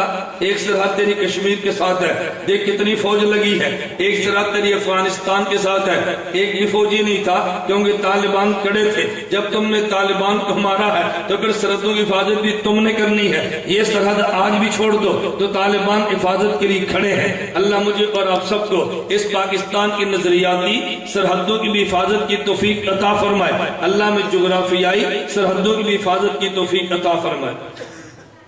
जाकिर नाइक का क्या मसलक है? जाकिर नाइक आदमी ठीक है या नहीं? जाकिर नाइक खपती आदमी। खपती समझते हो? जिस बंदे के पास इल्म कम होता है और अकल को इल्म पे गालिब करने की भरपूर कोशिश करता है। हम दुबई में थे, एक मजलिस चल रही थी, एक मौलवी साहब फरमाने लगे कि मौलाना साहब जाकिर नाइक तो बड़ा दीन का काम करता है। मैंने कहते फारूक आजम तो काम नहीं करते थे, कहते वो तो अच्छी भी ज्यादा करते थे। तो मैंने कहा जाकिर नाइक ने हज़रत फारूक आजम पर एतराज किया है, उस दीन का फायदा ही किया जिस पे फारूक आजम पर एतराज शुरू हो जाए। जाकिर नाइक कहता है हम हज़रत फारूक आजम रज़ी अल्लाह अन्हु के फतवों को चेक करेंगे, दलील के मुताबिक हो तो मान लेंगे, दलील के मुताबिक नहीं होंगे तो हम छोड़ देंगे। फारूक आजम के फतवे को चेक कर रहा है, इमाम अबू हनीफा की बात है तो जाकिर नाइक एक ही बात कहता है, कहते हैं फिक़्ह हनफी को दोबारा चेक किया जा सकता है। मैंने कहा ये बात फिक़्ह मालिकी के बारे में नहीं कहता, फिक़्ह शाफी के बारे में नहीं कहता, फिक़्ह हम्बली के बारे में नहीं कहता। मालूमों के दीन की खिदमत के नाम पे वो भी हनफियत की मुखालफत की जंग लड़ रहा है। और तुम कुछ दिनों बाद मजीद देखो जाकिर नाइक नजरियात लेकर उठा तकाबुल अदियान का और मुफ्ती बन के फतवे उसने दीन के गलत देने शुरू कर दिए हैं। जाकिर नाइक का बड़ा अकीदतमंद था। मुझे एक बंदा कहने लगा आखिर जी जाकिर नाइक में कमी क्या है? मैंने कहा उसमें कमी तो कोई नहीं है, उसमें खूबियां बड़ी हैं। मुझे कहते जी कौन सी खूबियां हैं? मैंने कहा तुम मेंढक खा सकते हो? मुझे कहते जी नहीं। मैंने कहा कछुआ खा सकते हो? मुझे कहते जी नहीं। मैंने कहा जाकिर नाइक तो कहता है खा सकते हो। कहते जी कहाँ लिखा है? मैंने कहा मैं किताब देता हूँ, सीडी देता हूँ। जाकिर नाइक से किसी ने पूछा कि मेंढक और कछुए खा सकते हैं? जाकिर नाइक फरमाने लगे कुरान कहता है लहमन तरिया, गोश्त फ्रेश होना चाहिए, खा मछली का हो खा मेंढक का हो। कुरान ये नहीं कहा गोश्त किसका, बस फ्रेश हो, लहमन तरिया, खा मछली का हो खा मेंढक का हो। मैंने कहा मेंढक खा ले, कहते कराहत आती है। मैंने कहा वो कहते ठीक है तुझे कराहत आती है।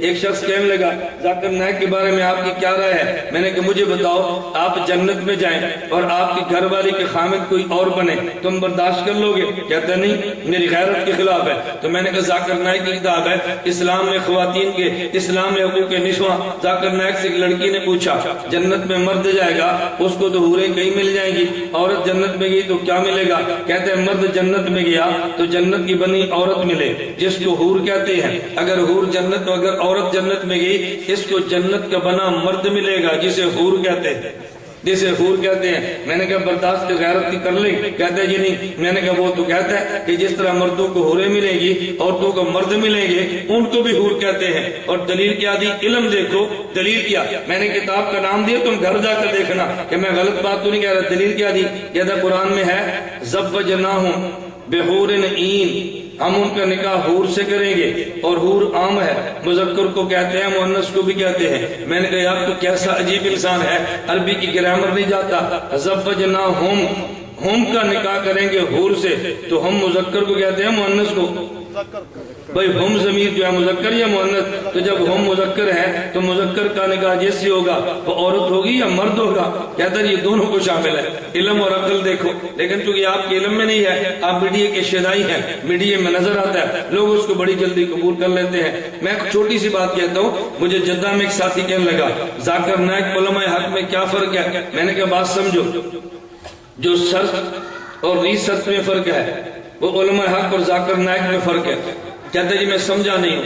میں نے کہا اچھا میں سمجھاتا ہوں، یہ جدہ میں آپ کے قریب بہت بڑا یہ کھیلنے کا گراؤنڈ ہے، اسٹیڈیم، اس کا نام کیا ہے؟ کہتا ہے الاتحاد۔ میں نے کہا اس میں رات کو یہ عرب فٹ بال کھیلتے ہیں۔ کہتے ہیں جی ہاں۔ میں نے کہا بڑی بڑی لائٹیں لگی ہوتی ہیں رات کو دن کا منظر پیش کرنے کے لیے، اس لائٹ کا نام کیا ہے؟ میرے کہتے ہیں سرچ لائٹ۔ میں نے کہا جب دو ٹیمیں کھیلنے لگے اور ایک ٹیم گیند کو لائے اور جب کک مار کے گول کرنے لگے تو کوئی بچہ آئے اور لائٹ کو آف کر دے اور پھر آن کر دے، اسے کیا کہیں گے؟ کہتے ہیں ریسرچ۔ میں نے کہا جلدی لائٹ کو سرچ کہتے ہیں اور اس کو آف کر کے آن کرو، اسے ریسرچ کہتے ہیں۔ تو جب کھیل عروج پر ہو کوئی بچہ اس کو لائٹ کو آف کر کے پھر آن کرے تو ریسرچ کرنے والے کو تم دعائیں دے کہ بہت اچھا کیا، کہا جی پورا کھیل تباہ کیا ہے۔ میں نے کہا علماء کا مسلک یہ ہے کہ جس مسئلے پر 1400 سال کے فقہا سرچ کر چکے ہیں اسے ریسرچ نہ کرو۔ ذاکر نائک کہتے ہیں نہیں، ان مسائل کو ریسرچ کریں گے، 14 سالہ تحقیقات کو مان لیں تو علماء حق بنتے ہیں اور ان کی دوبارہ تحقیق کریں تو ذاکر نائک۔ میں نے کہا جو سرچ اور ریسرچ میں فرق ہے وہ ذاکر نائک علماء حق میں فرق ہے۔ میں نے کہا مشکل بات تو نہیں ہے۔ ایک شخص مجھے کہنے لگا آخر ذاکر نائک بھی تو ہے نا کہ بہت بڑا آدمی ہے۔ میں نے کہا اتنا بڑا آدمی ہے کہ ڈاکٹر ہے۔ کہتا جی پھر؟ میں نے کہا ڈاکٹر بھی پی ایچ ڈی نہیں ہے، ڈاکٹر بھی ایم بی بی ایس ہے۔ مجھے کہتا جی پھر؟ میں نے کہا ایک کام مولوی صاحب کا ہے، ایک کام ڈاکٹر بھی ایم بی بی ایس کا ہے۔ مجھے کہتا دونوں میں کیا فرق ہے؟ میں نے کہا بھی آپ نے پوچھا ہے، آپ نے ناراض نہیں، بات سمجھنی ہے۔ اگر کبھی آپ نے نبض چیک کرانی ہو تو M B B S doctor کے پاس جاؤ،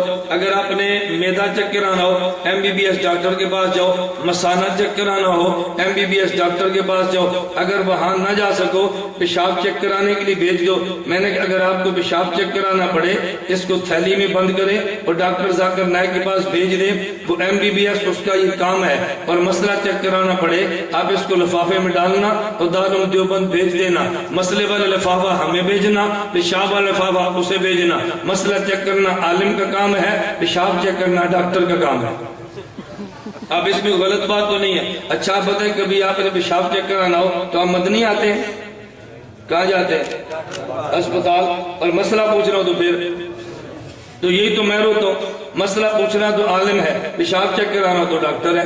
میں نے کہا اس سے پیشاب چیک کراؤ، مسئلے چیک نہ کراؤ، جو ان کا کام ہے وہ چیک کراؤ۔ اور یہ پی ایچ ڈی ڈاکٹر نہیں ہے، M B B S doctor ہے۔ مجھے کبھی تعجب ہوتا ہے جب میں تنقید کرتا ہوں نا تو بات دنیا دار کالج کا طبقہ کہتا ہے مولوی صاحب آپ نے اتنے بڑے آدمی پہ تنقید کی ہے۔ میں نے کہا اس نے فاروق اعظم رضی اللہ عنہ پہ تنقید کی ہے، تمہیں کیوں سمجھ نہیں آتی؟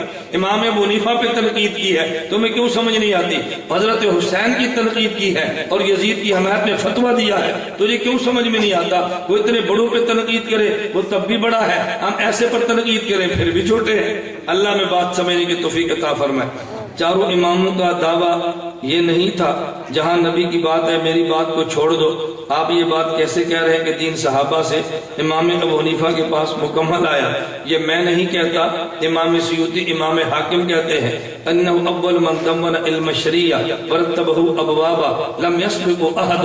جس بندے نے سب سے پہلے دین لکھ کے دیا ہے اسے امام اعظم ابو حنیفہ نعمان بن ثابت کہتے ہیں۔ یہ میں نہیں کہتا، امام سیوطی امام حاکم کہتے ہیں یہ سب سے پہلے دین انہوں نے لکھ کر دیا ہے۔ امام ابو حنیفہ نے کوئی کتاب نہیں لکھی تو ان کی فقہ کہاں سے آ گئی؟ اب اگر کوئی منکر حدیث پہ ایمان کہہ دے اللہ کے نبی نے حدیث کی کتاب کوئی نہیں لکھی، ان کی حدیث کہاں سے آ گئی؟ آپ جواب دو گے کہ نبی کی حدیث شاگردوں نے لکھی ہے، ابو حنیفہ کی فقہ شاگردوں نے لکھی ہے، تو دونوں کی کتابیں شاگردوں نے لکھی۔ کس نے لکھی ہے؟ شاگردوں نے۔ بتاؤ اگر کوئی بندہ آپ سے کہے ہم نبی کا کلمہ نہیں پڑھتے، حضور نے کتاب بھی کوئی نہیں لکھی، آپ اس کی بات مان لو گے؟ یہ کہتا ہے میں امام کو نہیں مانتا، فقہ نے لکھی، تو آپ اس کے اشکال کو قریب آنے دیتے ہو؟ بہت بڑا اشکال کیا جی میں، لیکن اس کے باوجود بھی کہتا ہوں امام ابو حنیفہ کی کتاب الفقہ الاکبر تحریراً ان کی اپنی کتاب موجود ہے، اپنی موجود ہے۔ میں نے کہا نہ بھی لکھتے اعتراض پھر بھی کوئی نہیں تھا۔ اب دیکھیں میں بیان کروں، میں کہتا ہوں ذرا لکھو، یہ لکھو، یہ لکھو، یہ لکھو۔ اب صبح کو بندہ کہے کہ جی مولانا خود تو کچھ بھی نہیں لکھا، دوسرا کہے کہ یار ہزاروں کو میں خود لکھواتا رہا، وہ لکھنا ضروری ہے۔ خود لکھتے تو شاید کتابیں کم ہوتی، لکھوا گئے تو کتابیں زیادہ بن گئی۔ امام حنیفہ کا فتویٰ ہے کہ جس طور کے خامد گم ہو جائے وہ 80 سال یا 90 سال تک اس کا انتظار کرے، جبکہ ان کے شاگرد سے اختلاف کرتے ہیں۔ ان کے شاگرد اختلاف نہیں کرتے، نالائق کے اختلاف کو سمجھتے نہیں ہے۔ یہ شامیہ میں موجود ہے۔ امام ابو یوسف فرماتے ہیں کہ میں جب بھی امام ابو حنیفہ سے اختلاف کرتا ہوں تو ان سے اختلاف نہیں کرتا. ہوتا یہ ہے کہ ایک مسئلے میں امام ابو حنیفہ کے دو قول ہوتے ہیں، میں ایک قول کو لے لیتا ہوں، ایک کو چھوڑ دیتا ہوں. تو لوگ کہتے ہیں ابو حنیفہ سے اختلاف کیا ہے. میں اختلاف نہیں کرتا، بلکہ امام ابو حنیفہ ہی کے دو قولوں میں سے ایک قول لیتا ہوں. تو امام ان کا شاگرد اختلاف نہیں کرتا، ان کے دو قولوں میں سے ایک قول لے لیتا ہے، لیکن تو نے اس کو اختلاف کہہ دیا. اچھا، اگر چھوٹا بڑے سے شاگرد اختلاف کر بھی لے تو پھر کیا ہوا؟ مجھے غیر مقلد کہنے لگا وہ جی امام ابو حنیفہ کے شاگرد امام ابو یوسف کئی مسائل میں امام حنیفہ کی بات نہیں مانتے تو ہم کیوں مانیں؟ میں نے کہا شکر ہے حضرت سلمان علیہ السلام کے دور میں تم نہیں تھے، ورنہ تم کھڑے ہو جاتے داؤد علیہ السلام کے سامنے. مجھے کہتا جی وہ کہتے. میں نے کہا ایک شخص بکریاں لے کر جا رہا تھا، بکریوں نے کھیت کو کھا لیا. یہ دونوں داؤد علیہ السلام کے پاس گئے، فرمایا بھی اس کھیت کی قیمت لگاؤ. قیمت لگی تو بکریاں اس قیمت کے برابر تھی. فرمایا یہ بکریاں کھیت والے کو دے دو. فیصلہ ہو گیا. اب ان دونوں نے کہا حضرت سلمان سے مسئلہ پوچھ لیں. سلمان علیہ السلام کے پاس گئے، یہ قرآن کریم میں ہے. سلمان علیہ السلام کے پاس گئے، حضرت سلمان فرمانے لگے یوں نہ کرو بلکہ یوں کر لو کہ بکریوں والا یہ کھیت لے لے اور کھیت میں کام شروع کر دے، اور کھیت والا بکریوں والے کی بکریاں لے لے، اس بکریوں کو چراتا بھی رہے اور دودھ پیتا بھی رہے. تو جتنا بڑا کھیت تھا جب بکریوں نے کھایا تھا، جب اتنا بڑا کھیت ہو جائے تو کھیت والے کو کھیت واپس کر دینا اور بکری والے کو بکری واپس کر دینا. میں نے اس دور میں غیر مقلد ہوتا، اس نے کہنا تھا داؤد علیہ السلام کو میں تیری گل کیوں مننا، تیری گل تے تیرے پتر نہیں مننی. ہم کہیں گے نہیں، داؤد علیہ السلام بڑے نبی، سلمان علیہ السلام چھوٹے نبی، ایک اجتہاد دونوں نے کیا، ایک انہوں نے کیا. تو چھوٹا نبی بڑے سے اختلاف کر لے تو دونوں کی بات مان لیتے ہیں، چھوٹا امام بڑے سے اختلاف کر لے تو دونوں کی بات مان لیتے ہیں. اس سے فرق کوئی نہیں پڑتا. رفع یدین آمین اونچی آواز وغیرہ آپ کہتے ہیں منسوخ ہو گیا. دلیل دیں. دلیل یہ ہے امام نووی رحمۃ اللہ علیہ نے صحیح مسلم میں ایک باب قائم کیا، باب الوضوء مما مست النار. اس حدیث کے ساتھ امام نووی رحمۃ اللہ علیہ ضابطہ بیان فرماتے ہیں حاضی عادت مسلم وغیرہ من ائمۃ الحدیث یذکرون الاحادیث التي يرون منسوخہ ثم يعقبون بالناسخ.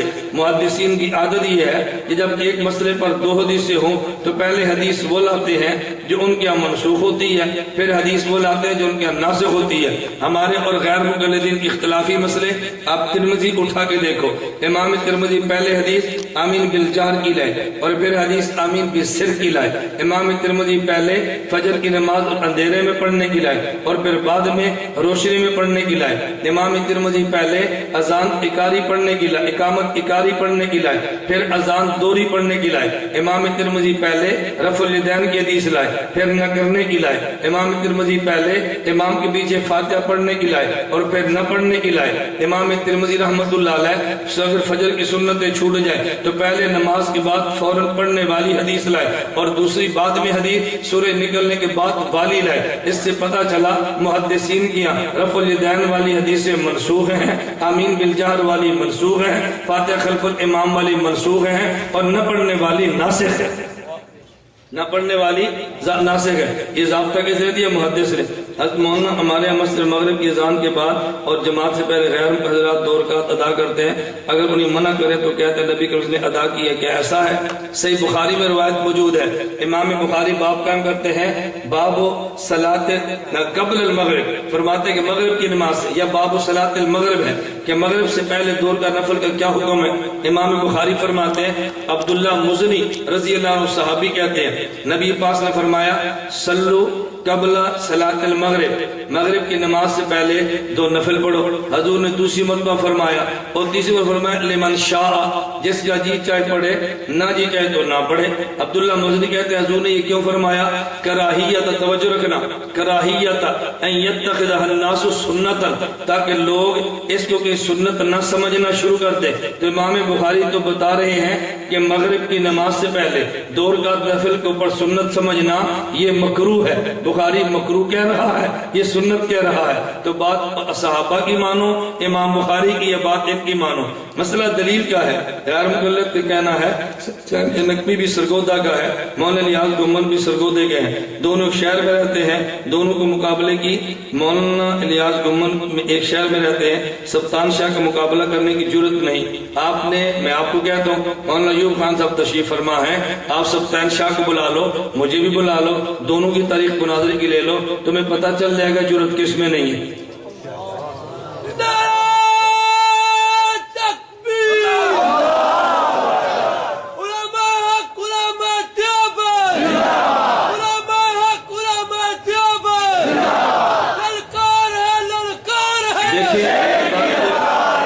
ریکارڈ ہے، ویڈیو بن رہی ہے، میں مولانا کو اپنا نمائندہ مقرر کرتا ہوں، غیر مقلد صوبین سے طے کریں اور سبطان شاہ سے ہمارا مناظرہ طے کرو کہ اس موضوع پہ طے کریں گے، شوق پورا کر لیتے تمہارا، تمہیں سمجھ آئے گی دوڑتا کون ہے کرتا کون ہے۔ کر لو طے بھائی، پڑھو بسم اللہ۔ غیر مقلد کہتا ہے کہ مولانا الیاس گمن مولوی عمر صدیق سے مناظرہ ہار کے تو برائے مہربانی حقائق سے آگاہ، لعنت اللہ علی الکاذبین۔ مولوی عمر صدیق سے میری زندگی میں ایک بار گفتگو 2 گھنٹے ہوئی ہے اور عقائد کے عنوان پہ تھی، شرائط اس میں طے کی جا رہی تھی، 2 گھنٹے گفتگو جو گجرات قصبہ دولتا نگر میں ہوئی ہے، رمضان مبارک میں ہوئی ہے، 2 گھنٹے کی ویڈیو موجود ہے جو ہماری شرائط آپس میں طے ہوئی، مناظرہ تو نہیں ہوا، شرائط ہی سے عمر صدیق دوڑا ہے۔ اگر تمہیں نظر نہ آئے غیر مقلدین سے کہہ دو کہ مولانا گمن اور عمر صدیق کی جو 2 گھنٹے کی دولتا نگر میں گفتگو ہوئی اس کی ویڈیو سی ڈی دے دو، وہ تمہیں نہیں دیں گے، ہم دیں گے، وہ نہیں دیں گے۔ کیوں نہیں دیتے؟ کوئی کیمرہ خراب ہو گیا، کمال گل ہے، میں کہ ساڑی والی کیمرہ خراب ہو گیا، ان نے بھی ریکارڈنگ کی، ہم نے بھی ریکارڈنگ کی، وہ تمہیں سی ڈی نہیں دیں گے، کو بھی سی ڈی دو تاکہ لوگ دیکھیں سچ کیا ہے اور جھوٹ کیا ہے۔ گفتگو کیا تھی؟ عمر صدیق کہتا ہے علماء دیوبند کے عقائد کفریہ شرکیہ ہے۔ میں نے کہا ابو جہل کا عقیدہ کفریہ تھا کہ نہیں؟ کہا جی کفریہ تھا۔ میں نے کہا ابو جہل کافر تھا یا مومن؟ کہا جی کافر۔ میں نے کہا مرزا قادیانی کا عقیدہ کفریہ ہے یا نہیں؟ کہا جی کفریہ ہے۔ میں نے کہا مرزا قادیانی کون ہے؟ کہتا ہے کافر۔ میں نے کہا علماء دیوبند کا عقیدہ؟ کہتا ہے کفریہ۔ میں نے کہا تو لکھ علماء دیوبند کافر، لکھ۔ ہمت نہیں ہو رہی، میں نے کہا لکھو نا۔ کیوں لکھے؟ میں نے کہا کیا ہوگا؟ کہا جی پرچہ۔ میں نے کہا تم تو موحد ہو، یہ تو ہم مشرک ڈرے تو موحد کیوں ڈرتے ہو؟ لکھنا۔ میں نے کہا میں تمہیں گمراہ سمجھتا ہوں میں لکھتا ہوں، تم گمراہ میں لکھتا ہوں، میں تمہیں کذاب سمجھتا ہوں میں لکھ دیتا ہوں، تم ہمیں کافر سمجھتے ہو لکھ دو۔ مجھے بتاؤ غیر مقلدین کا دعویٰ ہے کہ نہیں تقلید شرک ہے؟ کہتے ہیں تقلید، آپ نے کہو جی میں مقلد ہوں تو لکھ دے کہ تو مشرک ہے، مناظرہ کرتے ہیں، کبھی لکھ کے نہیں دے گا، ہے مباحث، اسی سے بات ختم ہے۔ میں نے کہا تم لکھو ہمیں کافر، مناظرہ شروع کریں۔ کہا جی میں یہ نہیں لکھوں گا تم کافر ہو۔ میں نے کہا کیا لکھو گے؟ کہتے ہیں تو تمہارا عقیدہ کفری ہے۔ میں نے کہا جب عقیدہ کفری ہو تو بندہ مومن ہوتا ہے؟ میں نے کہا مجھ سے تحریر لے لو، میں لکھ دے تو تمہارے خلاف کسی عدالت میں نہیں جاؤں گا، چل اب لکھ دے۔ آپ دیکھنا کاغذ آپ دیکھیں گے، پینسل دیکھیں گے، ہماری تحریریں دیکھیں گے، لیکن تمہیں غیر مقلد کبھی بھی وہ دینے کے لیے تیار نہیں ہوگا۔ میں آج تمہیں کہتا ہوں عمر صدیق گجرانوالہ رہتا ہے، تم اس سے لکھوا لو علماء دیوبند کافر اور مشرک ہیں، میرا مناظرہ اس سے بھی طے کر دو، لکھو تو صحیح نا۔ مولانا کاڑوی فرماتے تھے غیر مقلد خدا سے نہیں ڈرتا، کاغذ قلم سے ڈرتا ہے، خدا سے نہیں ڈرتا، کاغذ قلم سے۔ تقریروں میں کہیں گے رفع دین کرو تو نماز نہیں ہوتی، کو لکھ دے، میں کیوں لکھا؟ تقریر کیوں کی تھی تمہیں؟ میں مطلب بہت ساری باتیں جو میرا دل نہیں کرتا۔ سبطین شاہ وہ جھوٹ دنیا کے بولتا ہے، الامان والا بھی۔ میرے پاس غیر مقلدین کے علماء ہے، میں اسٹیج پہ نام نہیں لیتا، علماء ان کے بڑے بڑے ہیں۔ میں نے کہا یہ میری زمین دیکھی؟ کہتے ہیں دیکھی۔ میں نے کہا میرا ڈیرا دیکھو، یہ نوکر چاکر دیکھو، میرے ڈیرے پہ بجلی، یہ سارا سسٹم دیکھو۔ کہتے ہیں مولانا عجیب بات ہے۔ میں نے کہا سبطین شاہ تقریر میں کیا کہتے ہیں؟ پنڈ دے قبرستان دے قبضہ کر کے بیٹھے، کمال ہو گئی۔ قبرستان کو جگہ دینے کا معنی ہم نے قبضہ کی ہے۔ میں نے کہا سامنے میرا ڈیرا ڈنڈا نوکر، میں اپنے پنڈ دا نمبردار ہوں، تو لمبردار قبرستان سے قبضہ کر دیں؟ ان کو تو نمبرداری کی زمین اپنی مستقل ہوتی ہے۔ میں نے کہا کتنا بڑا جھوٹ ہے، اب بتاؤ اس کا کیا علاج کرو؟ اس لیے میں نے کہا تم اس کو سامنے لاؤ، پھر اس کی میری بات ہوگی انشاءاللہ۔ تم تاریخ طے کرو، مولانا ہمارے نمائندے ہیں، تاکہ سچ کا سچ اور جھوٹ کا جھوٹ ہو۔ آپ نے غیر مقلد کے بارے میں ذکر کیا، مجھے گجرانوالہ کی مسجد میں غیر مقلد کی کسی جمعۃ مبارک پڑھنے کا موقع ملا۔ اس امام مسجد قربانی کے دن 4 بتلائے قربانی کے دن غیر مقلدین کے قربانی کے 4 دن ہیں، ہمارے یہاں 3 دن ہیں۔ احادیث سب 3 دن کی ہیں، 4 دن کی حدیثیں نہیں ہیں۔ غیر مقلد ایک تمہیں حدیث پیش کرے گا کہ جی 4 دن ہیں۔ نبی پاک صلی اللہ علیہ وسلم نے فرمایا ایام التشریق کلھا ذبح، کہ سارے ایام تشریق قربانی کے دن ہیں۔ یہ ایک حدیث پیش کرے گا، اس کی سند پر میں اعتراضات کروں گا، وہ تمہیں سمجھ نہیں آنا، میں راویوں پر بحث کروں۔ آپ اس کا علمی وہ جو آپ سمجھو، جو آپ آسانی سے ان کو دے سکو۔ کیا کہے گا؟ قربانی کے دن کتنے ہیں؟ ایام التشریق، ایام تشریق سارے قربانی کے دن ہیں۔ آپ اس سے پوچھو پھر کیا ہوا؟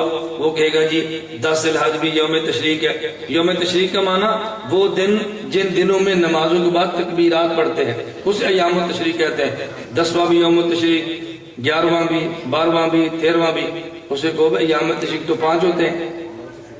کتنے ہوتے ہیں؟ تو کہاں 10 یا 9 سے؟ اسے کہ اس حدیث کو مان لیا جائے تو پھر قربانی 9 کو بھی دیا کرو۔ تسی اٹھ دے تسی گھوڑے نو منگدے ہو، چلو وہ تسی 5ویں دن دے لو، تے تسی مرغے دی قربانی منگدے ہو، انہوں چلو تسی 9ویں نو دے دیو۔ ہاں فتاوی ستاریہ غیر مقلدین کی کتاب ہے، اس میں لکھا ہے کہ گھوڑے کی قربانی جائز ہے۔ اس میں لکھا ہے، مفتی عبدالستار امیر غرب اہل حدیث نے خط لکھا کہ بکرے بہت مہنگے ہیں، ہمارے یہاں مہنگائی ہے، کیا کرے؟ اس نے کہا دین میں بہت آسانی ہے، بکرا مہنگا ہے تو مرغی کی قربانی کر لو۔ اسی فتاوی ستاری میں نے مسئلہ لکھا، اسی فتاوی ستاری میں مسئلہ کیا لکھا؟ اگر مرغے کی استطاعت نہیں تو انڈے کی قربانی کر لو۔ انڈے کی مولانا کاڑوی رحمۃ اللہ فرماتے ہیں سردیاں آ رہی ہیں، آپ حضرات انڈے کھایا کرو اور اس کے کھانے جمع کرتے رہا کرو۔ پھر لشکر طیبہ کے دفتر 1 مہینے بعد فون کرنا کہ ہمارے گھر میں 100 کھال پڑی، جا کے لے جاؤ، وہ آئے گا نا سارے انڈے چوک کے دے دیں۔ بات ٹھیک ہے غلط ہے؟ میں اللہ گواہ ہے، مولانا موجود ہے، ہمارا وہ مزاج نہیں جو ان کا ہے۔ جس قدر گندی زبان یہ استعمال کرتے ہیں نا، ہمارا دل نہیں کرتا استعمال کرتے۔ جتنے گندی زبان استعمال کرتے ہیں ہمارا دل نہیں کرتا۔ ہمارے ہاں بھینس کی قربانی جائز، آپ کے ڈسکے سے کتاب چھپی ہے بھینس کی قربانی کا تحقیقی جائزہ، مکتبہ دارالحسنہ سے، محمد نعیم ملتانی کی کتاب ہے اور ڈسکے چھپی ہے۔ میں نے یہاں سے وہ کتاب منگوائی ہے، اب اس مولوی نے لکھ دی عبد الرحیم ملتانی نے کہ مسلک اہل حدیث میں بھی بھینس کی قربانی کرنا جائز ہے۔ میں کہ کچھ مننا شروع ہو گیا نا، تھوڑے ڈسکے جو کتاب چھپی ہے تو نہیں پتا، میں 200 نسخے تو منگایا، میں نے پتا ایک بار چھپی ہے دوبارہ نہیں چھپڑی، غلطی سے چھاپ لیتے ہیں پھر کتاب ہضم ہو جاتی ہے۔ خیر بات سمجھے تو گھوڑے کی قربانی جائز ہمارے یہاں جائز نہیں ہے۔ اچھا مرغے کی قربانی جائز ہمارے یہاں جائز نہیں ہے۔ انڈے کی قربانی جائز ہمارے یہاں جائز، توجہ رکھنا اور مسئلہ سمجھے۔ فتاوی نظیریہ میں لکھا ہے، شیخ الکل فی الکل میاں نذیر حسین دل بھی لکھتے ہیں، ہم کہ نا امام اعظم کہتے ہیں شرک ہے اور شیخ الکل فی الکل کے ہیں، کہتے ہیں اب شرک نے کیا مسئلہ لکھا؟ ہمارے ہاں جس جانور کی قربانی دے سکتے ہیں، مصنف عبد الرزاق میں حدیث ہے، ان میں سے 7 اعضاء کا کھانا مکروہ ہے۔ دم مسعود، یہ جو رگوں سے خون نکلتا ہے ذبح کرتے وقت، اس کا کھانا مکروہ، حرام ماس کا کھانا مکروہ، مثانے کھانا مکروہ، پتے کا کھانا مکروہ، مادہ جانور کی پیشاب کی جگہ کھانا مکروہ، نر جانور کے پیشاب کی جگہ کھانا مکروہ، خصیتین کا کھانا مکروہ۔ یہ مکروہ تحریمی ہے، حدیث میں موجود ہے، اور شیخ الکل والکل نے لکھا ان 7 اعضاء کا کھانا بلا کراہت جائز ہے۔ تو کہا جی حدیث میں آتا ہے، کہتے ہیں حدیث ضعیف ہے۔ لوگوں نے کہا جی طبیعت پسند نہیں کرتا ہے، کہتے ہیں طبیعت کون سی دلیل شرعی ہے؟ مولانا کاڑی فرماتے تھے کہ تم بکرا ذبح کیا کرو، جو ہمارے کھانے کا مال ہے تم رکھ لیا کرو، جو ان کے کھانے کا وہاں بھیج دیا۔ سیٹ بناؤ، ڈبے میں بند کرو، بھیج دو۔ مطلب ہے مال ہے نا، ضائع تو نہیں ہونا چاہیے نا، جو ہمارے جائز ہے ہم کھا لیں، جو تمہارے جائز ہے تم کھا لو۔ اور اگر نہ مسئلہ لکھو، میں نے حوالہ آپ کو دے دیا، کوئی غیر مقلد چیلنج کرے کہ اس نے حوالہ غلط دیا، جو سزا چور کی وہ سزا میری ہے۔ مسلک اور مذہب آپ دیکھیں نا، مذہب میں نے کہا ہماری عادت نہیں، اللہ گواہ ہے ہم ایسے مسائل سٹیج پہ لاتے نہیں ہیں۔ آپ صرف میری ایک کتاب پڑھ لو، فرقہ اہل حدیث پاک و ہند کا تحقیقی جائزہ، صرف ایک کتاب، سارے مسائل آپ کے سامنے آ جائیں گے۔ قرآن میں اللہ تعالیٰ ارشاد فرمایا والذی خلق السماوات فی 6 ایام ثم استوى علی السوار استوا، اور اس سے پہلے اللہ پاک کہاں تھے؟ یہ ان سے پوچھو، ہم سے نہ پوچھو۔ ہمارا عقیدہ اللہ ہر جگہ پر ہے، غیر مقلد کہتا ہے اللہ عرش پر ہے، ہم کہتے جب عرش نہیں تھا تو اللہ کہاں تھا؟ یہ سوال ان پر ہے، ہمارے اوپر نہیں ہے۔ الٹا چور کو اتوار کو ڈانٹے۔ جو جانور دوندا نہ ہو تو کیا اس کی قربانی کرنا جائز ہے؟ دلیل حدیث پاک سے اگر ہے تو برائے مہربانی بتا دے۔ حدیث پاک میں ہے لا تذبحوا الا مسنۃ الا ان یسر علیکم تذبحوا جزۃ من الضان، کہ تم قربانی میں مسنہ ذبح کیا کرو۔ مسنہ کہتے ہیں 1 سال والی بکری، 2 سال والی گائے یا بھینس اور 5 سال والا اونٹ، اسے مسنہ کہتے ہیں۔ اگر تمہیں یہ نہ مل سکے تو نبی پاک نے فرمایا کہ تذبحوا جزۃ من الضان، 6 ماہ کا وہ دمبا ذبح کرو جو دیکھنے میں 1 سال کا لگتا ہے۔ مسنہ کا معنی فقہاء نے لکھا ہے سال والا، اور یہ کہتے ہیں دانت والا۔ ہم فقیہ کی بات مانتے ہیں اور عام آدمی کی بات نہیں مانتے۔ ذرا دلیل سمجھنا، حضور نے کیا فرمایا؟ مسنہ ذبح کرو صلی اللہ علیہ وسلم۔ اگر مسنہ نہ تو پھر کیا ذبح کرو؟ وہ دمبا جو کتنی عمر کا ہو؟ 6 ماہ کا، دیکھنے میں 1 سال کا لگے۔ جب بنیاد دانت ہے، بنیاد عمر نہیں ہے، تو پھر کیا فرمانا چاہیے کہ دوندا ذبح کرو۔ اگر تمہیں 2 داندا نہ ملے، دوندا نہ ملے، تو پھر تم وہ ذبح کرو جو 1 دانت والا ہو، وہ کر لو۔ فرمایا اگر تمہیں یہ نہ ملے تو پھر 6 ماہ والا۔ تو معلوم ہے کہ اصل بنیاد عمر ہے۔ اصل بنیاد کیا ہے؟ عمر ہے، اصل بنیاد عمر ہوتی۔ امام ابو حنیفہ رحمۃ اللہ علیہ کے تابع ہونے پر اختلاف رائے ہے، جبکہ امام مالک کے تابع ہونے پر کوئی اختلاف نہیں۔ امام اعظم ابو حنیفہ کو امام اعظم کیوں کہتے ہیں؟ سبحان اللہ، عقل رے۔ امام ابو حنیفہ کی ولادت ہے 80 ہجری میں، امام مالک کی ہے 93 ہجری میں۔ جڑا 13 سال پہلا جمعہ کہتا ہے اس کے تابعین میں اختلاف ہے، اور جو 13 سال بعد پیدا ہوا کہتا ہے اس کے تابع ہونے پر اتفاق ہے۔ سبحان اللہ۔ امام ابو حنیفہ کی پیدائش کب ہے؟ 80 ہجری، اور امام مالک کی 93 ہجری۔ تو 80 والا تابعی نہیں ہے، 93 والے کو تابعی بنا دیا۔ امام اعظم ابو حنیفہ کو امام اعظم اس لیے نہیں کہتے کہ وہ تابعی ہے، اس لیے کہتے ہیں کہ وہ تمام ائمہ کے امام ہیں۔ قربانی کے جانوروں میں کٹے کے بارے میں اس پر قربانی ہو جاتی ہے، بالکل ہو جاتی ہے۔ جہاں دلائل اور موجود ہیں، سب سے بڑی دلیل ابن المنذر نے کتاب الاجماع میں لکھا ہے اجمعوا علی ان حکم البقر حکم الجاموس حکم البقر، امت کا اجماع ہے کہ جو حکم گائے کا ہے وہی حکم بھینس کا ہے۔ اللہ ہم سب کو قرآن و حدیث کے ساتھ اجماع امت کو بھی ماننے کی توفیق عطا فرمائے۔ تو ٹر جاؤ تو میں دعا شروع کرنا ہے، تو سر میرے تو دور جانا ہے۔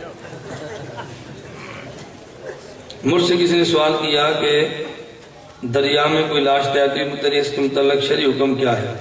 اس کے متعلق شرعی حکم کیا ہے؟ جنازہ پڑھو دب دو، اور کی شرعی اصل میں پوچھنا چاہتا ہے، میسج چل رہا ہے نا، کسی عورت کی لاش ملی تو پتہ مسلمان ہے کافر، کیا بتائیں گے؟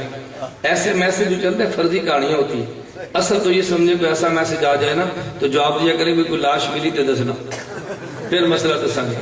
اور اس کا تحقیقی جواب آسان یہ ہے کہ جو لاش جس علاقے سے ملے اگر اس پہ کفر کی علامت نہ ہو تو اسی علاقے والے مسلک کی لاش شمار ہوتی، یعنی مسلمانوں کا ملک ہو۔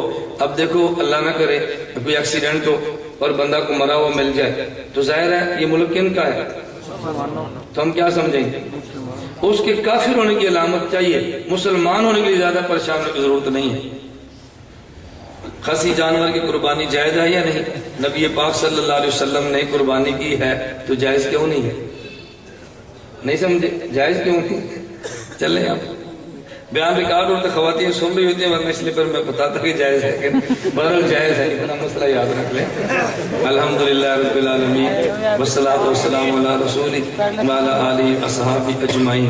اے میرے مولا کریم ہم سب کے گناہوں کو معاف فرما، اے اللہ ہم سب کے گناہوں کو معاف فرما، ہماری خطاؤں سے درگزر فرما، جائز حاجات کو پورا فرما، مشکلات کو دور فرما، عافیت کے ساتھ دین کی خدمت کے لیے قبول فرما۔ اے میرے مولا کریم، اے میرے مولا کریم، جتنے مسلمان دنیا میں گرفتار ہیں سب کو رہائی عطا فرما۔ اے اللہ قیدیوں کو اپنے فضل و کرم سے رہائی عطا فرما، بیماروں کو شفا عطا فرما۔ اے میرے مولا کریم اپنے فضل و کرم سے ہم سب کی خطاؤں کو معاف فرما، اس مدرسے کو ظاہری اور باطنی ترقی عطا فرما۔ حضرت مولانا فیروز صاحب رحمہ اللہ کے لیے اس ادارے کو صدقہ جاریہ بنا دے، ہمیں علماء حق علماء دیوبند کے ساتھ وابستہ رکھ، خاتمہ ایمان فرما۔ قیامت کے دن حضور اکرم صلی اللہ علیہ وسلم کی اے میرے مولا کریم ہم سب کو شفاعت نصیب فرما۔ وصلی اللہ تعالی علی رسول خیر خلقہ محمد و آلہ و صحابہ اجمعین برحمتک یا ارحم